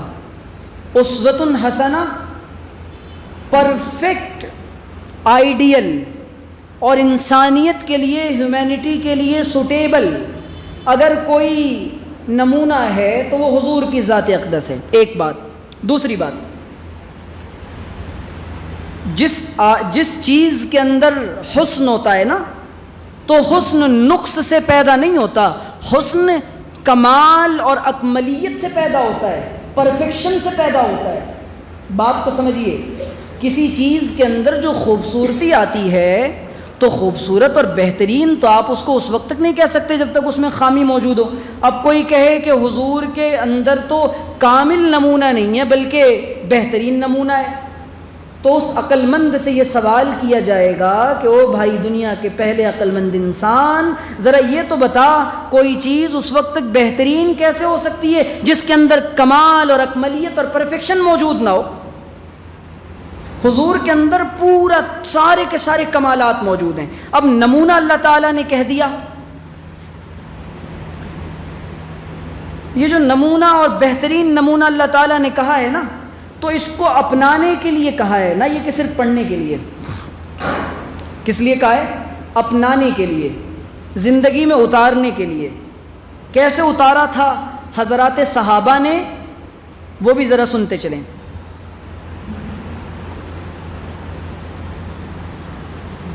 حضرات صحابہ کرام رضی اللہ تعالی عنہم اجمعین نے حضور کو نمونہ بنایا اور حضور علیہ الصلاۃ والسلام کی اتباع شروع کر دی. کیسے کہ جن چیزوں کا انسان کو مکلف نہیں بنایا گیا, حضرات صحابہ کرام رضی اللہ تعالی عنہم اجمعین بعض دفعہ حضور کی محبت کی بنا پر اور جذبہ محبت میں فریفتگی کی بنا پر اور کمال محبت کی بنا پر وہ اس کام کو بھی کر رہے ہیں جس کے وہ مکلف نہیں ہیں. جیسے ایک صحابی ہیں, ان کی درمیان کی مانگیں نہیں نکلتی بالوں کی. ان کو معلوم ہوا کہ حضور علیہ الصلاۃ والسلام, انہوں نے دیکھا کہ درمیان کی مانگیں نکل رہی ہیں اللہ کے رسول علیہ الصلاۃ والسلام کی. غالباً حبشہ کے صحابی ہیں, وہ افریقہ کی طرف کے صحابی ہیں. ان کے بال گھنگریالے ہوتے ہیں, گھنگریالے بال ہونے کی وجہ سے مانگ نہیں نکل رہی. گرم لوہا آگ پر لوہا تپایا اور اس کے بعد اپنے سر پر رکھا اور بیچ سے مانگ نکالی. یہ اس کو کہتے ہیں عشق اور محبت کی ایک مثال. اس کے علاوہ حضرت سیدنا عبداللہ ابن عمر رضی اللہ تعالی عنہ, یہ جو ادائے مصطفیٰ اور حضور کا ہر عمل محفوظ ہے, کس کی مرہون منت ہے؟ صحابہ کی مرہون منت ہے. اور دنیا کے اندر اگر کسی انسان کو دیکھنا ہے کہ وہ کتنا پرفیکٹ اور کتنا بہتر ہے تو اس کے تربیت یافتہ انسانوں کو دیکھو. حضور صلی اللہ علیہ وسلم کے تربیت کا سب سے شاندار مظہر اور سب سے شاندار نمونہ حضرات صحابہ کی ذات ہے. اسی لیے قرآن نے جو کہا نا, محمد الرسول اللہ والذین معہ اشداء علی الکفار رحماء بینہم تراہم رکعا سجدا یبتغون فضلا من اللہ ورضوانا سیماہم فی وجوہہم من اثر السجود. یہ حضرات صحابہ کا جو نام اللہ کے رسول کے ساتھ لیا جا رہا ہے, اب آپ دیکھیں کیسے لازم و ملزوم ہے حضرات صحابہ حضور کے ساتھ, کیسے جڑ گئے ہیں حضرات صحابہ نبی کے ساتھ, کہ اللہ تعالیٰ خود حضور کے ساتھ صحابہ کا نام اور صحابہ کی پوری جماعت صحابہ کو جوڑ کر بتا رہا ہے. والذین معہ محمد الرسول اللہ, محمد صلی اللہ علیہ وسلم اللہ کے رسول ہیں اور وہ جو ان کے ساتھی ہیں.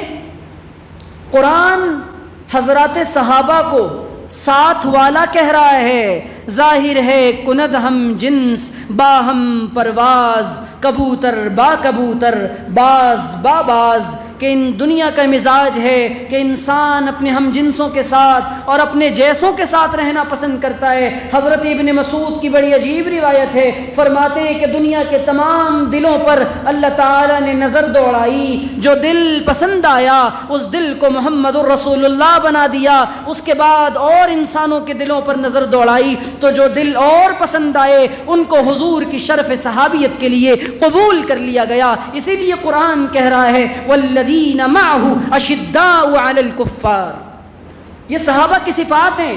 حضور کی تربیت کا اگر کوئی ذات صحابیت پر انگلی اٹھا رہا ہے، اگر کوئی صحابہ کی ذات میں تنقید کرتا ہے، اگر کوئی صحابیت پر تنقید کرتا ہے، اگر کوئی حضور کے پہلے صحابی سے لے کر آخری صحابہ میں سے کسی ایک پر بھی اپنی زبان کو کھولتا ہے، وہ ذات نبوت پہ تنقید کر رہا ہے۔ کیوں؟ جس درسگاہ سے انہوں نے فیض حاصل کیا وہ معمولی درسگاہ نہیں ہے، وہ محمد رسول اللہ کی درسگاہ ہے، جہاں کے پڑھنے والے سارے کامیاب، اور قرآن نے ان کو کیسا مزدہ سنایا۔ سیرت کا ایک باب یہ بھی ہے، کسی ٹیچر کو دیکھنا ہو کہ وہ کتنا کامل اور کتنا پرفیکٹ ہے اور کتنا سکسیس اور کامیاب ہے، اس کے طلباء کو اور اس کے اسٹوڈنٹس کو دیکھو۔ ایسی نظیر اور ایسی مثال اس روئے زمین پر نہ آئی تھی نہ آئے گی۔ دوسرے انبیاء کے ساتھ بھی ان کے حواریین تھے، لیکن کیا کہہ رہے ہیں انبیاء کے ساتھی؟ وہ کہہ رہے ہیں انت وربک فقاتلا، اے موسیٰ جاؤ تم لڑو، تمہارا اللہ لڑے، ہم کیوں تمہارے ساتھ آئیں۔ اور حضرت صدیق اکبر جب ہجرت کے موقع پر اللہ کے رسول کے ساتھ ہیں تو حضرت صدیق اکبر کہتے ہیں، شروع سے ہی اللہ کے رسول کا ساتھ دے رہے ہیں، اور یہ کہا اللہ کے رسول کی زبان سے، یہ اس بات کو اللہ تعالیٰ نقل کرتا ہے کہ اللہ کے رسول صلی اللہ علیہ وسلم نے اذ قال لصاحبہ، قابل ذکر ہے وہ وقت جب انہوں نے اپنے ساتھی سے کہا۔ قرآن صدیق اکبر کو ساتھی کہہ رہا ہے، صاحب کہہ رہا ہے، مصاحب کہہ رہا ہے، صحبت یافتہ کہہ رہا ہے۔ درسگاہ نبوت سے فیض اٹھانے والی سب سے پہلی شخصیت کو آج اسی صدیق اکبر پر نعوذ باللہ لعن طعن کیا جا رہا ہے۔ تو یہ ڈائریکٹ حملہ یہ حضور صدیق اکبر پر نہیں ہے، یہ سرور کونین صلی اللہ علیہ وسلم پر ہے۔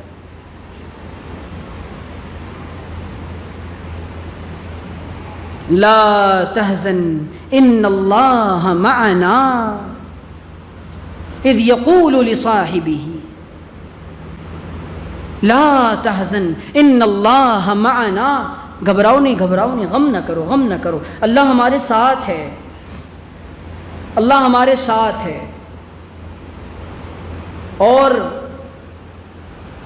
ثانی اثنین اذ ہما فی الغار، قرآن کہہ رہا ہے جو دوسرا ان کے ساتھ غار میں تھا نا، ثانی اثنین کہہ رہا ہے قرآن حضرت صدیق اکبر کو، تو یہ حضور کے صحابہ ہیں۔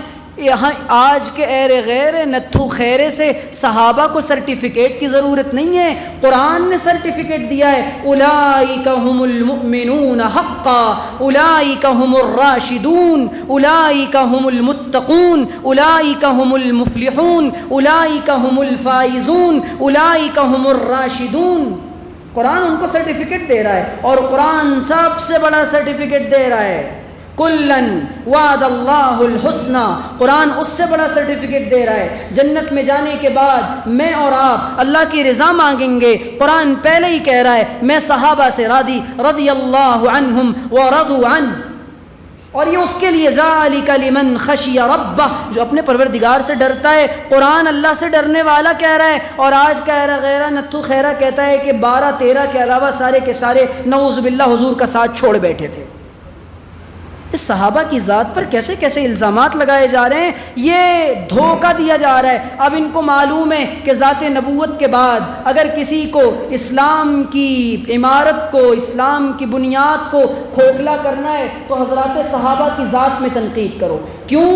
کوئی روایت، حضرت بیٹھے ہیں، روایت وہ معتبر ہوگی جس کو ابو ہریرہ بیان کر دیں، روایت وہ معتبر ہوگی جو عن عبداللہ ابن عمر سے شروع ہو، روایت وہ مانی جائے گی جو عن عبداللہ ابن مسعود سے شروع ہو، روایت وہ پڑھی جائے گی اور وہ بیان کی جائے گی جو حضرات صحابہ بیان کر دیں۔ ہزاروں احادیث کے مجموعے کو، حضور کی صبح کو، حضور کی شام کو، حضور کے لیل کو، حضور کے نہار کو، حضور کے کھانے کو، حضور کے پینے کو، حضور کے مسکرانے کو، حضور کے رونے کو، حضور کی شادی کو، حضور کی زندگی کو، حضور کی عبادات کو، حضور کی معاشرت کو، حضور کے اخلاقیات کو، حضور کے کمالات کو، حضور کے صفات کو، حضور کی آہ کو، حضور کی واہ کو، حضور کی زندگی کو، حضور کی وفات کو اگر کسی نے بیان کیا ہے تو وہ حضرات صحابہ ہیں۔ درمیان سے اگر صحابہ کو نکال دیں تو دین کمزور پڑ جائے گا۔ میرے اور آپ کے درمیان، حضور کے درمیان اور ہمارے درمیان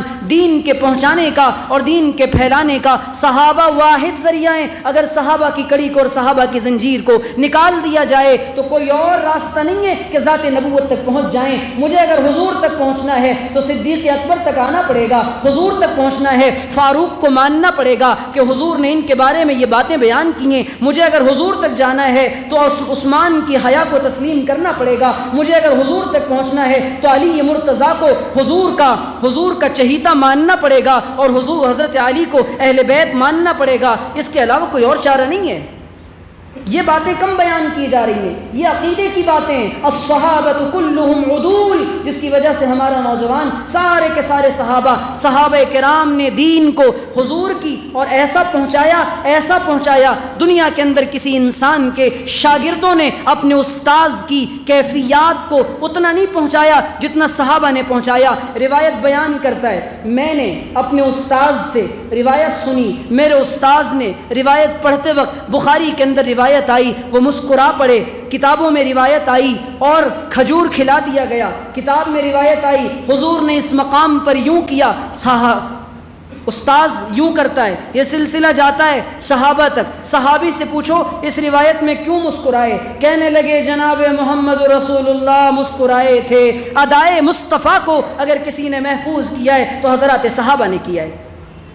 اور آپ جانتے ہیں ابن عمر کا تو حال یہ تھا، ایسے فریفتہ تھے اور ایسے عاشق تھے حضرت عبداللہ ابن عمر رضی اللہ تعالی عنہ، جس مقام سے بچپن میں لے کر حضرت ابن عمر کو اللہ کے رسول صلی اللہ علیہ وسلم گزرے ہیں، کئی سال کے بعد وہاں سے ابن عمر گزرتے ہیں۔ پوچھنے والا پوچھتا ہے جھک کر کیوں گزرتے ہو درخت کے نیچے سے؟ کہنے لگے میں نے محمد رسول اللہ کو اسی طرح کرتا ہوا دیکھا تھا۔ پوچھنے والا کہتا ہے درخت تو نہیں ہے، پھر کیوں جھک رہے ہو؟ کہنے لگا درخت ہو یا نہ ہو، ادائے مصطفیٰ قیامت تک باقی رہے گی، اور اسی میں نجات ہے انسانیت کی، اور اسی میں انسانیت کی نجات ہے۔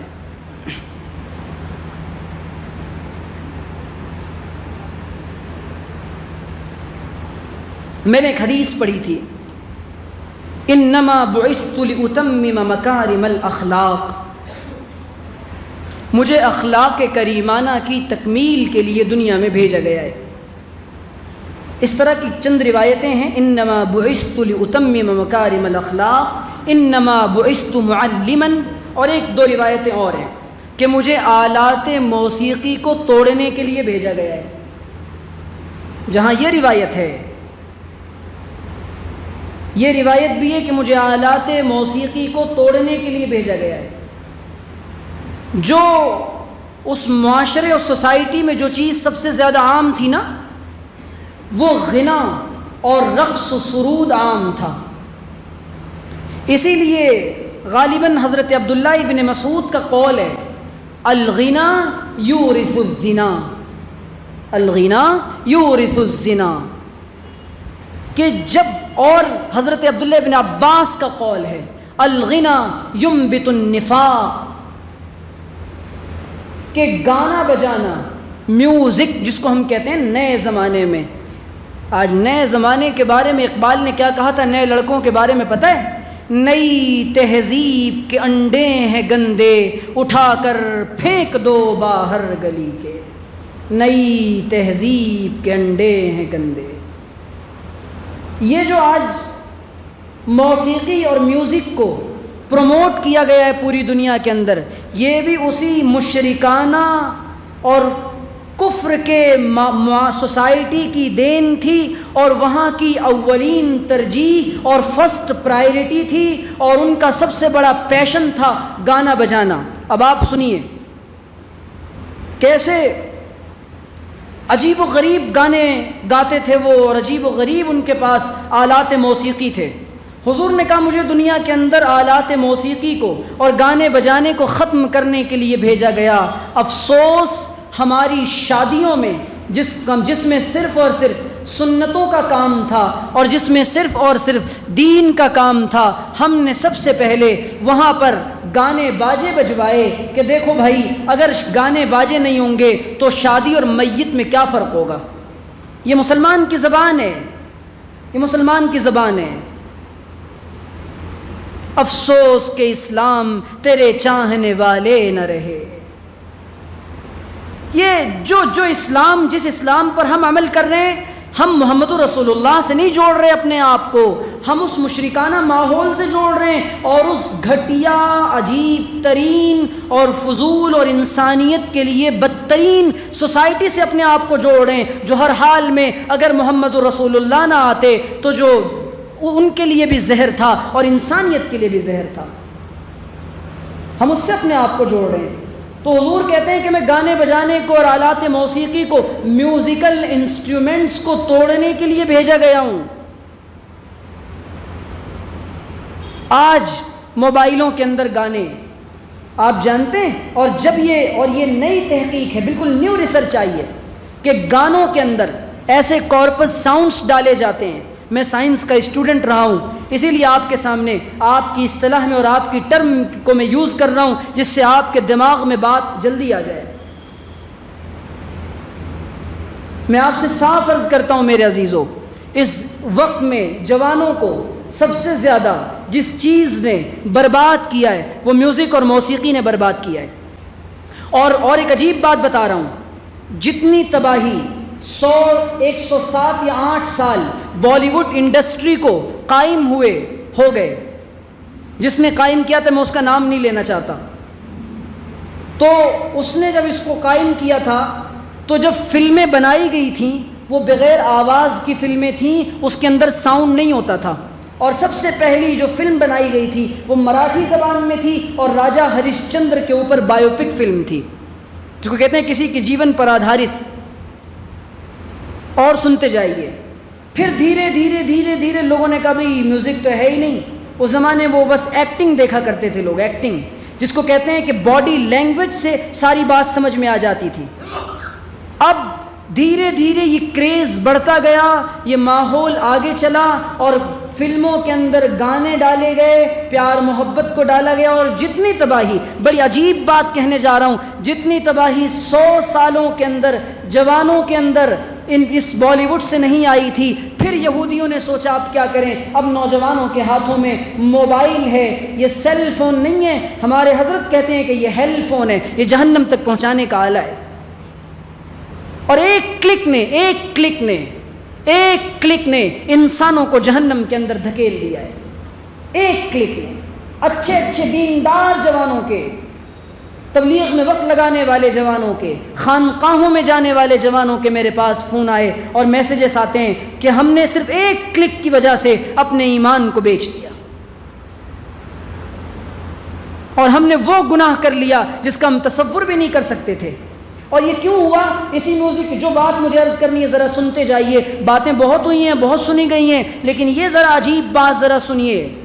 یہ جو 100 سالوں میں جو میں کہنا چاہ رہا ہوں وہ تباہی نہیں آئی، جو ٹک ٹاک نے اور دوسرے ایپلیکیشنز نے، جو میوزیکل ایپلیکیشنز ہیں، ان تمام ایپلیکیشنز نے کیونکہ موبائلوں کے اندر وہ ڈال دیا گیا، اب یہ نوجوانوں کے مینٹیلٹی کو اور ان کی تھنکنگ کو یہود نے غور کیا اور کہا کہ ہر کوئی تو بالی ووڈ تک پہنچ نہیں سکتا، اب ان کو کیا کرو، ان کو لپسنگ سکھاؤ اور منہ ہلانا سکھاؤ تاکہ یہ اپنے آپ میں سمجھے کہ مجھ سے بڑا اسٹار کوئی نہیں ہے۔ اور ایسا دھوکہ لگا، ایسا بیوقوف بنا یہ نوجوان اسی گانے بجانے کی وجہ سے، اپنی کمر کو تھرکانے کی وجہ سے، اور تھوڑا سا اس نے اپنے کپڑے بدلے، اپنا ہیئر اسٹائل بدلا، اپنا لباس بدلا، پھر اپنی زبان بدلی، اور دوسرے کی گانوں کی ٹون پر اپنی زبان کو حرکت دے کے یہ نوجوان گانے بجانے میں مست ہو گیا۔ اور جو تباہی ان 5 سالوں میں، آپ یقین مانیے کہ جتنے اسٹارز ہیں بالی ووڈ کے، جو وہ کہتے ہیں ان کے اتنے فالوورز نہیں ہیں جتنے ان نوجوانوں کے ہیں۔ اس کی وجہ کیا ہے؟ ہر ہاتھ میں یہ موبائل ہے، اور یہ موبائل نہیں ہے، اس کو لایا گیا تھا اسی لیے سب سے پہلے کیمرے سے پہلے موبائل کے اندر یہ میوزک ڈالا گیا تھا اور میوزیکل رنگ ٹونز ڈالی گئی تھیں، اور میوزک کے اندر کیسے جذبات ڈالے جاتے ہیں آپ کو شاید اندازہ نہیں ہے۔ یہ اولادیں جو ماں باپ کی نافرمان بن رہی ہیں، جو یہ اولادیں اساتذہ سے بغاوت کر رہی ہیں، جو پوری دنیا کے اندر بے راہ روی کا نوجوان شکار ہے، ان کے دلوں کے اندر اس میوزک کے ذریعے سے زنا کے جذبات آتے ہیں۔ ڈسکو کا کلچر جو لایا گیا، وہاں پر میوزک کی وجہ سے دل کے اندر یہ خواہش پیدا ہوتی ہے کہ اب میرے ساتھ بھی کوئی ہونا چاہیے جس کے ساتھ میں تھرک سکوں، اور اس کے بعد فزیکل ریلیشنز اور جسمانی تعلقات قائم کیے جاتے ہیں۔ اسی لیے اللہ کے رسول نے فرمایا میوزک دنیا کے اندر سے ختم ہوگی، اور جب ناچ گانا ختم ہوگا تو دنیا کے اندر سے فحاشی اور یانیت، ناچ گانا، بے راہ روی اور بدتمیزی اور بغیرتی ختم ہو جائے گی۔ یہ میں عرض کرنا چاہ رہا ہوں، اسی لیے معمولی نہ سمجھیں اس کو۔ اگر کسی جوان کے موبائل کے اندر یہ میوزیکل ایپس ہیں تو فوراً ڈیلیٹ کریے۔ کبھی اے نوجوان مسلم تدبر بھی کیا تو نے، وہ کیا گردوں تھا تو جس کا ہے ٹوٹا ہوا تارا۔ اللہ کے رسول صلی اللہ علیہ وسلم نے فرمایا کہ روایت موجود ہے کہ اللہ تعالیٰ ایسے نوجوان کو پسند کرتا ہے لیست لہو صبوہ، جس کے اندر بے ڈھنگا پن، لاؤبالی پن، نکما پن، لڑک پن نہ ہو، بلکہ وہ سنجیدہ ہو اور اپنی زندگی کو سنجیدگی سے لے۔ میرے عزیزو، ہم نے اپنی زندگی کو سنجیدگی سے نہیں لیا۔ اللہ کے رسول دنیا کے اندر انسانوں کو سنجیدہ بنانے آئے تھے اور یہ بتانے آئے تھے کہ تمہارا مقصد صرف جانوروں کی طرح کھانا کمانا مر جانا نہیں ہے، بلکہ ایک جنت ہے اور ایک جہنم ہے، اور اللہ تعالیٰ کے یہاں تم کو جواب دینا ہے۔ یہ تمہارا مقصد ہے، قیامت میں تم کو کھڑا کیا جائے گا، اسی لیے فکر آخرت پیدا کر لو۔ اللہ کے رسول صلی اللہ علیہ وسلم نے یہ سکھلایا ہے۔ اب آج چونکہ ہم ان چیزوں میں پڑھ کر جب یہ چیزیں عام ہوتی ہیں نا تو پھر بد اخلاقی آتی ہے۔ ناچنے والا نوجوان کبھی بااخلاق نہیں ہو سکتا۔ اس یونیورسٹی سے، ٹک ٹاک یونیورسٹی سے بااخلاق نوجوانوں کی کہ پیدا ہونے کی توقع اور ایکسپیکٹیشن آپ چھوڑ دیجئے۔ یہاں سے صرف بد کردار، بدقماش، بدمعاش پیدا ہوں گے۔ یہ بات یاد رکھیے گا، دل کے اندر جب گانا جائے گا اس کے اثرات جائیں گے تو نفاق پیدا ہوگا، اور اسی گانے بجانے کے چکر میں سینکڑوں نہیں ہزاروں نوجوانوں نے اپنے آپ کو بیچ دیا کہ اب ہمارا یہودی آقا جو کہے گا اور جو میوزک انڈسٹری کہے گی ہم وہ کریں گے۔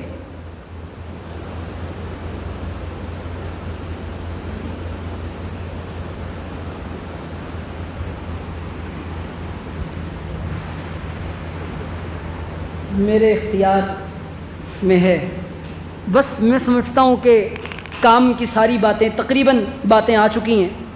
میں چھوٹا سا طالب علم ہوں سیرت کا، میرا کوئی گہرا مطالعہ بھی نہیں ہے، بہت عاجز سا طالب علم ہوں۔ 2-4 کتابیں ہم نے پڑھی ہیں، زیادہ میں پڑھ بھی نہیں سکا ہوں۔ آپ دعا کریں کہ مزید پڑھوں اور مزید اپنا سبق آپ حضرات کی خدمت میں پیش کروں، اور اسی طرح دینی مذاکروں کے لیے ہم بار بار ملتے رہیں۔ اللہ تعالیٰ سے دعا ہے کہ جو باتیں کی گئی ہیں، میں فکری باتیں کرنے کا عادی ہوں، صرف رٹی رٹائی بات اور وہ جو ایک روایتی تقریریں جو چل رہی ہیں وہ مجھ سے نہیں ہوتی۔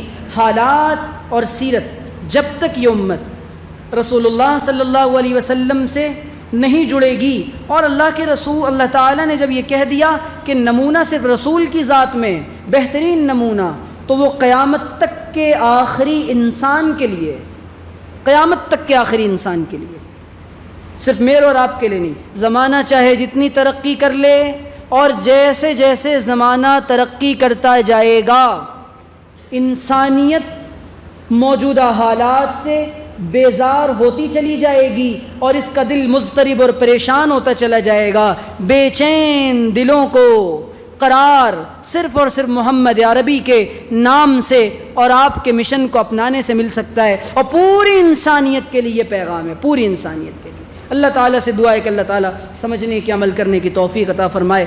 اب مختصر سی دعا کر لیتے ہیں۔ الحمدللہ رب العالمین، والصلاة والسلام على سید الانبیاء والمرسلین، سبحان ربی العلی العلی الوہاب، اللهم لا نحصي ثناء عليك أنت كما أثنيت على نفسك. اللهم اغفر لنا ذنوبنا يا رب العالمين. اللهم إنا نسألك الهدى والتقى والعفاف والغنى. اللهم إنا نسألك الجنة ونعوذ بك من النار. اللهم إنا نسألك الجنة ونعوذ بك من النار يا عزيز يا غفار. اللهم استر عوراتنا وآمن روعاتنا. اللهم استر عوراتنا وآمن روعاتنا. اللهم إنا نجعلك في نحورهم ونعوذ بك من شرورهم. اللهم إنا نجعلك في نحورهم ونعوذ بك من شرورهم. اللهم إنا نسألك الجنة ونعوذ بك من النار. ربنا آتنا في الدنيا حسنة وفي الآخرة حسنة وقنا عذاب النار. وقنا عذاب النار. وقنا عذاب القبر. وقنا عذاب الحشر. ربنا ظلمنا أنفسنا وإن لم تغفر لنا وترحمنا لنكونن من الخاسرين. لنكونن من الخاسرين. اللهم لا مانع لما أعطيت ولا معطي لما منعت ولا ينفع ذا الجد منك الجد. اللهم لا نحصي ثناء عليك أنت كما أثنيت على نفسك. ربنا اغفر لنا ذنوبنا يا رب العالمين. ربنا اغفر لنا ذنوبنا يا رب العالمين. اللهم اغفر لحينا وميتنا وشاهدنا وغائبنا وصغيرنا وكبيرنا وذكرنا وأنثانا. اللهم من أحييته منا فأحيه على الإسلام ومن توفيته منا فتوفه على الإيمان. اے پیارے اللہ، ہم آپ کے عاجز اور مسکین بندے اور بندیاں، اے اللہ ہم آپ کے دربار میں اے اللہ ہاتھ پھیلائے حاضر ہیں. اللہ بڑی دیر سے بیٹھے ہیں، تقریباً 1.5 گھنٹے سے بیٹھے ہیں، مغرب کی نماز پڑھ کر بیٹھے ہیں. اے رب کریم، اب تو بیٹھے بیٹھے دیر بھی ہو گئی، جسم نے بھی تھکنے کا اشارہ کر دیا، بوڑھوں نے بھی اپنے عذر کا اشارہ کر دیا. اللہ اس میں مریض بھی ہیں، اللہ اس میں بیمار بھی ہیں، کمزور بھی ہیں، ضعفاء بھی ہیں. اے رب کریم، سفید داڑھی والے بھی ہیں، ایسے بھی ہیں جن کی عمریں 60-70 سے زیادہ ہو گئیں. اے رب کریم، ہم تیرے سامنے اللہ تیرے نبی کی زندگی کو سن رہے تھے. اللہ ہم نے نبی کی زندگی کو سنا اور سمجھنے کی کوشش کی ہے.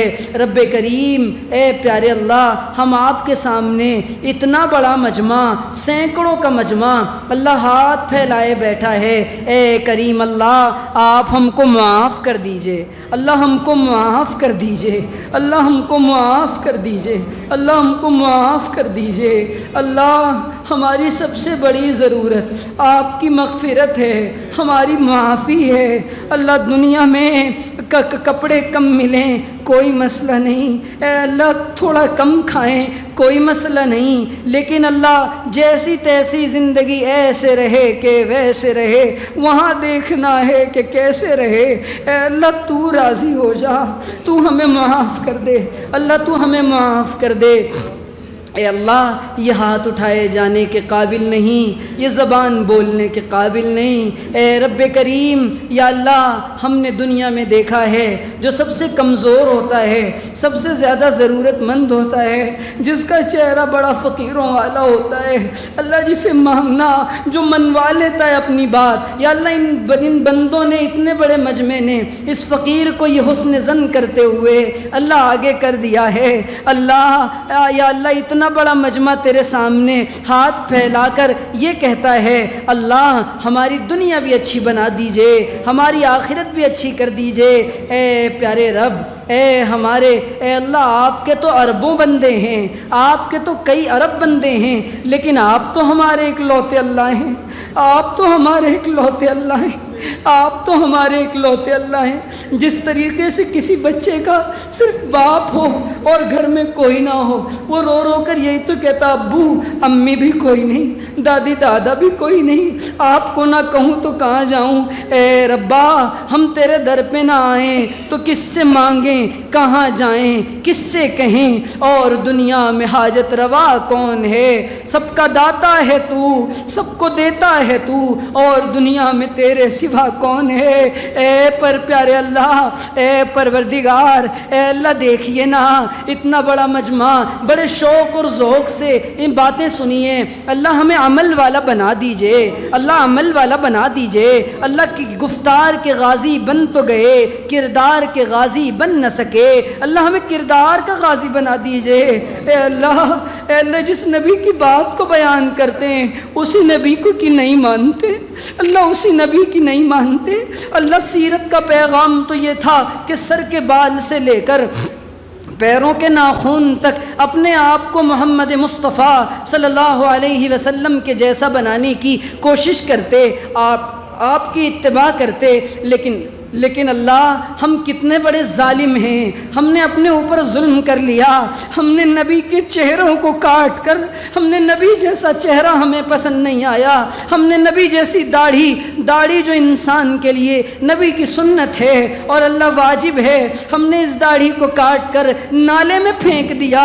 اے اللہ حضور اکرم صلی اللہ علیہ وسلم کی آنکھوں کی ٹھنڈک جعلت قرۃ عینی فی الصلاۃ، میرے نبی نے کہا تھا میری آنکھوں کی ٹھنڈک نماز میں ہے۔ اللہ 5 وقت مؤذن بلاتا رہا، ہم نے نہیں مانی، ہم مسجد کو نہ گئے، وحی علی الصلاۃ حی علی الفلاح کی صدائیں لگاتا رہا، ہم انکار کرتے رہے، ہم نے نمازیں چھوڑ دیں، ہم نے نبی کے سینے کو ٹھنڈک نہیں پہنچائی، نبی کے سینے کو تکلیف پہنچائی ہے۔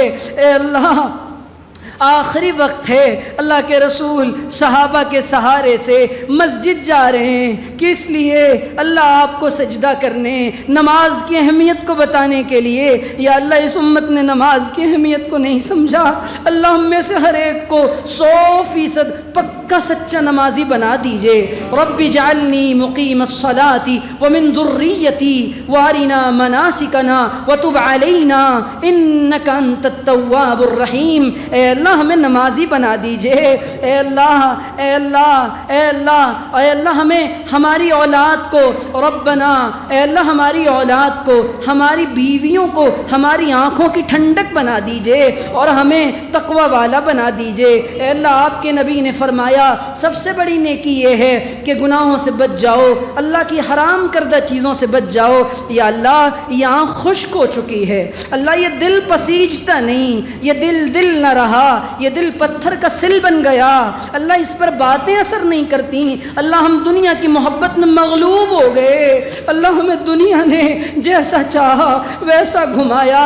اے اللہ نفس نے شرارتیں کروائیں، اللہ تنہائیوں میں ان ہاتھوں نے گناہ کیے، میرے مالک ہم تو اس کے حقدار تھے، تو ہمیں اے اللہ مسجد کے دروازوں پر فرشتوں کو کھڑا کر دیتا اور کہتا ان نالائقوں کو 2 ڈنڈے مارو، یہ گناہ کر کے مسجد میں آنا چاہ رہے ہیں۔ لیکن اللہ تیرے حوصلے کتنے بلند ہیں، تیری شان کریمی کے کیا کہنے۔ اے اللہ تو نے نبھائے رکھا ہے، تو نے ہم کو بھگایا نہیں، تو نے ہم کو ڈانٹا نہیں۔ اے اللہ راضی ہو جائیے نا، اے اللہ راضی ہو جائیے نا، اللہ معاف کر دیجئے نا، اللہ کہہ دیجئے نا میرے بندو میں نے تم کو معاف کر دیا۔ اللہ اتنا بڑا مجمع ہے، اللہ سفید داڑھی والے بھی رو رہے ہیں، اے اللہ معصوم بچے بھی رو رہے ہیں، آج تو جوانوں نے بھی پاک دامنی کی باتیں سن کر میوزک سے توبہ کر لی ہے، اللہ زنا سے توبہ کر لی ہے، اللہ ہم سچی توبہ کرتے ہیں، اب آپ کو ناراض نہیں کریں گے۔ اللہ ہمیں ہر اس کام سے بچا لیجئے جن سے آپ ناراض ہوتے ہیں۔ اے اللہ ہمیں مانگنا نہیں آتا، ہمیں منانا نہیں آتا، ہمیں مانگنا نہیں آتا۔ اے اللہ گھر کا چھوٹا سا بچہ جو سب سے گندا بچہ ہوتا ہے، وہ بھی اگر ماں کے پاس جا کر 4 دفعہ امی امی کہہ دیں، ماں اس گندے کو اٹھا لیتی ہے۔ اور کہتی ہے تو میرا لال، اللہ کہہ دیجئے نا کہ تم میرے بندے ہو، میں تم کو معاف کر دوں گا۔ اللہ کہہ دیجئے نا، اے اللہ ہمارے اٹھنے سے پہلے ہمیں کہہ دیجئے نا کہ میں نے تمہیں معاف کر دیا۔ اللہ کوئی تو ہوگا جس کی آمین آپ کو پسند آئے گی، کوئی تو ہوگا جس کی آہیں آپ کو پسند آئیں گی، اللہ کوئی تو ہوگا جس کے سفید بالوں کی آپ لاج رکھ لیں گے، اللہ کوئی تو ہوگا جس کی بے داغ جوانی آپ کو پسند ہوگی۔ اللہ کوئی ماں تو ہوگی جو راتوں کو اٹھ کر تیرے سامنے تہجد میں گرم گرم آنسو بہاتی ہوگی۔ اے پروردگار، اے ہمارے پیارے اللہ، اے ہمارے اکلوتے اللہ، اے رب کریم، اے اللہ دنیا میں تو سفید سفید پہن کر لوگوں کو دھوکہ دیتے رہے، لیکن اللہ کل قیامت کے دن اللہ ایسا نہ ہو ہم جہنم میں جائیں، لوگ ہمیں کہیں کیا بات ہے جہنم میں کیوں پہنچ گئے؟ اللہ ستاری کر دیجئے، اللہ ستاری کر دیجئے گا۔ اللہ اقبال کہتا ہے روز محشر، اے اللہ اگر آپ ہمارا حساب لینا چاہیں تو محمد عربی کی نگاہوں سے بچا کر لیجئے گا، اللہ محمد عربی کی نگاہوں سے بچا کر لیجئے گا۔ اے رب کریم، اللہ ہمارے احوال ہر پیر کے دن اور جمعرات کے دن اب محمد رسول اللہ کو پہنچتے ہیں۔ اللہ اس امت، جس امت کے لیے تیرا حبیب یا رب امتی، یا رب امتی، راتوں کو تڑپنے والا، راتوں کو رونے والا، طائف میں پتھر کھانے والا، اپنی بیٹیوں کی طلاق کو برداشت کرنے والا، اے اللہ احد میں دانت شہید کروانے والا، اللہ جن کے گلے میں پھندے ڈال ڈال کر گھسیٹے گئے، اللہ اس حبیب مصطفیٰ نے ہم نالائقوں کو اپنا بھائی کہا ہے، اپنا بھائی کہا ہے۔ ہمارے گندے اعمال جب رسول اللہ کے حضور پہنچتے ہوں گے، اللہ آپ کے دل پر کیا گزرتی ہوگی؟ اللہ آج سے سچی توبہ کرتے ہیں، اب آپ کو اور آپ کے رسول کو جان بوجھ کر ناراض نہیں کریں گے۔ اللہ اگر غلطی ہو جائے گی فوراً رو دھو کر آپ کو منا لیں گے، اللہ آپ کو منا لیں گے۔ اے رب کریم، موسم کا حال بتا رہا ہے آپ ہم سے ناراض ہیں، موسم کی تپش بتا رہی ہے آپ ہم سے ناراض ہیں۔ فلسطین کے اندر بیٹیوں کے لٹتے ڈپٹتے اور عزتیں بتا رہی ہیں کہ آپ ہم سے ناراض ہیں۔ کشمیر میں ماؤں کا مارا جانا بتا رہے آپ ہم سے روٹھے ہوئے ہیں۔ اللہ آپ ہماری طرف دیکھ لیجئے نا، اللہ تیرے علاوہ تیری اس نبی کی امت کا کوئی نہیں ہے اس زمین کے اوپر۔ اللہ خار ہیں، بدکار ہیں، ڈوبے ہوئے ذلت میں ہیں، کچھ بھی ہیں لیکن تیرے محبوب کی امت میں کہ اگر تو نے کی حق پرستوں کی دل جوئی نہیں، کہ اگر تو نے حق پرستوں کی دل جوئی نہیں، تانا دیں گے بت کے مسلم کا خدا کوئی نہیں۔ اللہ اب تو باطل یہ کہہ رہا ہے تمہارا اللہ کہاں ہے، بلا لو، اللہ ہم تجھے پکارنے آئے ہیں۔ مالک کوئی ایسا بھیج دینا جو اس امت کو ہدایت کے لیے، اللہ کوئی بھیج دیجئے نا۔ اللہ یہ ماؤں کی گودیں کیا سونی ہو گئیں جو صلاح الدین جیسا لال پیدا نہیں کر سکتی۔ اللہ ہاں اے اللہ بیت المقدس کی حفاظت فرما۔ اللہ باطل کے ناپاک ارادے بتا رہے ہیں، وہ بیت اللہ کو توڑنا چاہتا ہے، مسجد نبوی کی اینٹ سے اینٹ بجانا چاہتا ہے۔ اللہ عالم عرب کی خاموشی پر دل بڑا غمگین ہے، اللہ عالم عرب کو ہدایت دیجئے، اے اللہ عالم عرب کو ہدایت دیجئے، اللہ شاہ سلمان اور محمد بن سلمان کو ہدایت دیجئے۔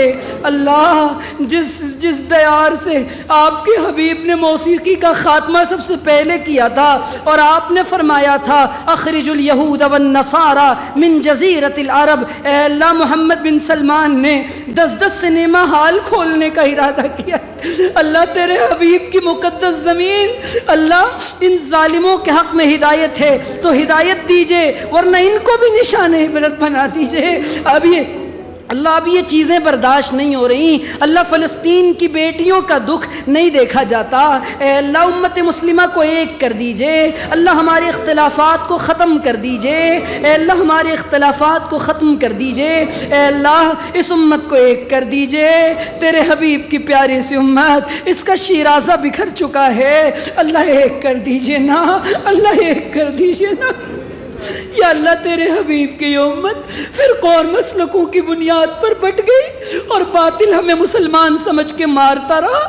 اے رب کریم ہمارے پاس، اے اللہ ہمارے پاس تیرے علاوہ کوئی سہارا نہیں، کوئی در نہیں، جہاں چلے جائیں مولا اب تو ہاتھوں نے بھی تھکنے کا اشارہ کر دیا، بوڑھوں نے بھی تھکنے کا اشارہ کر دیا۔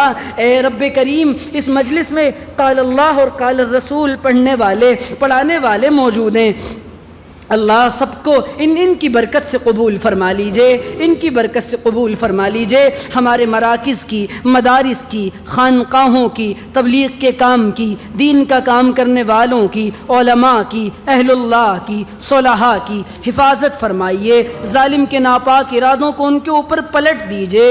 اے رب کریم ہمارے جو اکابر اور جو علماء جیلوں میں بلا وجہ بند ہیں ان کی رہائی کے جلد از جلد فیصلے فرمائیے، ہماری حفاظت کے فیصلے فرمائیے۔ رب کریم ہمیں مانگنا نہیں آتا، اللہ ہمیں مانگنا نہیں آتا۔ میں ایک دفعہ دہلی کی سڑک سے گزر رہا تھا، ایک فقیرن آئی، پیچھے سے میرا دامن پکڑ لیا، اس کے ہاتھ میں ایک چھوٹا سا بچہ تھا جس کا منہ بھی گندا تھا، ناک بھی بہہ رہی تھی، کپڑے بھی پھٹے ہوئے تھے، مجھ سے کہنے لگی کچھ چھٹے پیسے دے دو۔ اللہ میرے پاس چھٹے نہیں تھے، میں نے اس کو کہا چھٹے نہیں ہیں، کہنے لگی بابا میری حالت تو دیکھ، مجھے چھٹے نہیں تو بڑی نوٹ دے دے۔ اللہ مجھے رحم آ گیا، میں نے اس کو دے دیا۔ اللہ تو بھی ہمارے حال پر رحم کر دے، اللہ تو بھی ہمارے حال پر رحم کر دے، اللہ تو بھی ہمارے حال پر، اللہ ہم بھی ٹوٹا، اللہ پھٹا دامن لے کر، ٹوٹا دل لے کر آئے ہیں۔ یا اللہ ملک شام کے اندر ایک 3 سال کے بچے کے باپ کو مار دیا گیا، وہ بچہ کہنے لگا کیا بات ہے کوئی میرے حق میں بولتا کیوں نہیں، میں جا رہا ہوں اور اپنے اللہ سے سب بتا دوں گا، میں جا رہا ہوں اور اپنے اللہ سے سب بتا دوں گا۔ اللہ اس امت کے لیے رونے والا بنا دے، اللہ فکر نصیب فرما دے، اللہ دین کے لیے قبول فرما لیجئے، دیر کے لیے قبول کر لیجئے، دور کے لیے قبول کر لیجئے۔ اللہ ہماری بیٹیوں کے ایمان کی حفاظت فرما دیجئے، ہماری جوانی کی حفاظت فرما دیجئے، بے داغ جوانی بنائے رکھیے۔ اے رب کریم اے اللہ اٹھے ہوئے ہاتھوں کی لاج رکھ لیجئے۔ اللہ اس مجمع کو اٹھنے سے پہلے ایک بار اللہ نظر کرم ڈال دیجئے، اللہ نظر کرم ڈال دیجئے۔ نہ جانے کیسے کیسے غم کے مارے اور دکھیارے بیٹھے ہیں، آپ کے علاوہ کسی سے کہہ بھی نہیں سکتے، کسی سے بتا بھی نہیں سکتے، دنیا والوں سے بتانے جائیں تو وہ مذاق اڑاتے ہیں۔ اے اللہ تو ہی ہے جو دل کا حال جانتا ہے۔ اللہ بہت سے لوگ بیمار ہیں، انہیں شفا دیجئے، بیٹیوں کے لیے غیبی رشتوں کا انتظام فرما دیجئے، بیٹیوں کے ایمان کی حفاظت فرما دیجئے، والدین کو اللہ بیٹیوں کے لیے بہترین رشتوں کا انتظام فرما دیجئے۔ اے اللہ جس گھر میں 4-5 بیٹیاں ہوں، جب اللہ رات آتی ہوگی نہ ماں کو قرار آتا ہوگا نہ باپ کو قرار آتا ہوگا، وہ کہتا ہوگا میری بچیوں کے نکاح کب ہوں گے، میرے مرنے سے پہلے ہوں گے یا نہیں۔ اللہ ایسے باپوں کے لیے بہترین رشتوں کا انتظام فرما دیجئے۔ اللہ جتنے بے نکاح لوگ ہیں سب کے لیے رشتوں کا انتظام فرما دیجئے۔ اے رب کریم بہت سے مقروض ہیں، اللہ وہ قرض دینا چاہتے ہیں لیکن نہیں ہو پا رہا۔ اے رب کریم ایسے لوگوں کے لیے قرضوں کی ادائیگی کی غیبی سبیل پیدا فرما دیجئے۔ اے رب کریم مانگنا بہت کچھ ہے، مانگنے کا سلیقہ عطا فرما دیجئے۔ ہمیں مانگنا نہیں آتا، ہمیں مانگنا آتا ہی نہیں، اللہ ہمیں اپنی فریاد کرنا آتا ہی نہیں، تو لیکن گونگوں کی بات بھی سننے والا ہے۔ اے رب کریم اے اللہ ہماری بھی لاج رکھ لے۔ اے رب کریم اس مجمع کو قبول فرما لے۔ یا اللہ جن حضرات نے جمعیت علماء ناگپور کے تمام اراکین کو قبول فرما لے۔ اے اللہ یہ ان کے صدر کو، سیکریٹری کو، تمام خدام کو قبول فرما لے۔ اللہ اہل مجلس میں ہم سب کی تمام جائز حاجتوں کو پورا فرما دے۔ اے اللہ اللہم انا نسألک من خیر ما سألک منہ نبیک محمد صلی اللہ علیہ وسلم، اللہم انا نعوذ بک من شر ما استعاذک منہ نبیک محمد صلی اللہ علیہ وسلم، وصلی اللہ تعالی علی خیر خلقہ وأصحابه وأهل بيته أجمعين برحمتك يا أرحم الراحمين۔ سبحان ربك رب العزة عما يصفون وسلام على المرسلين والحمد لله رب العالمين۔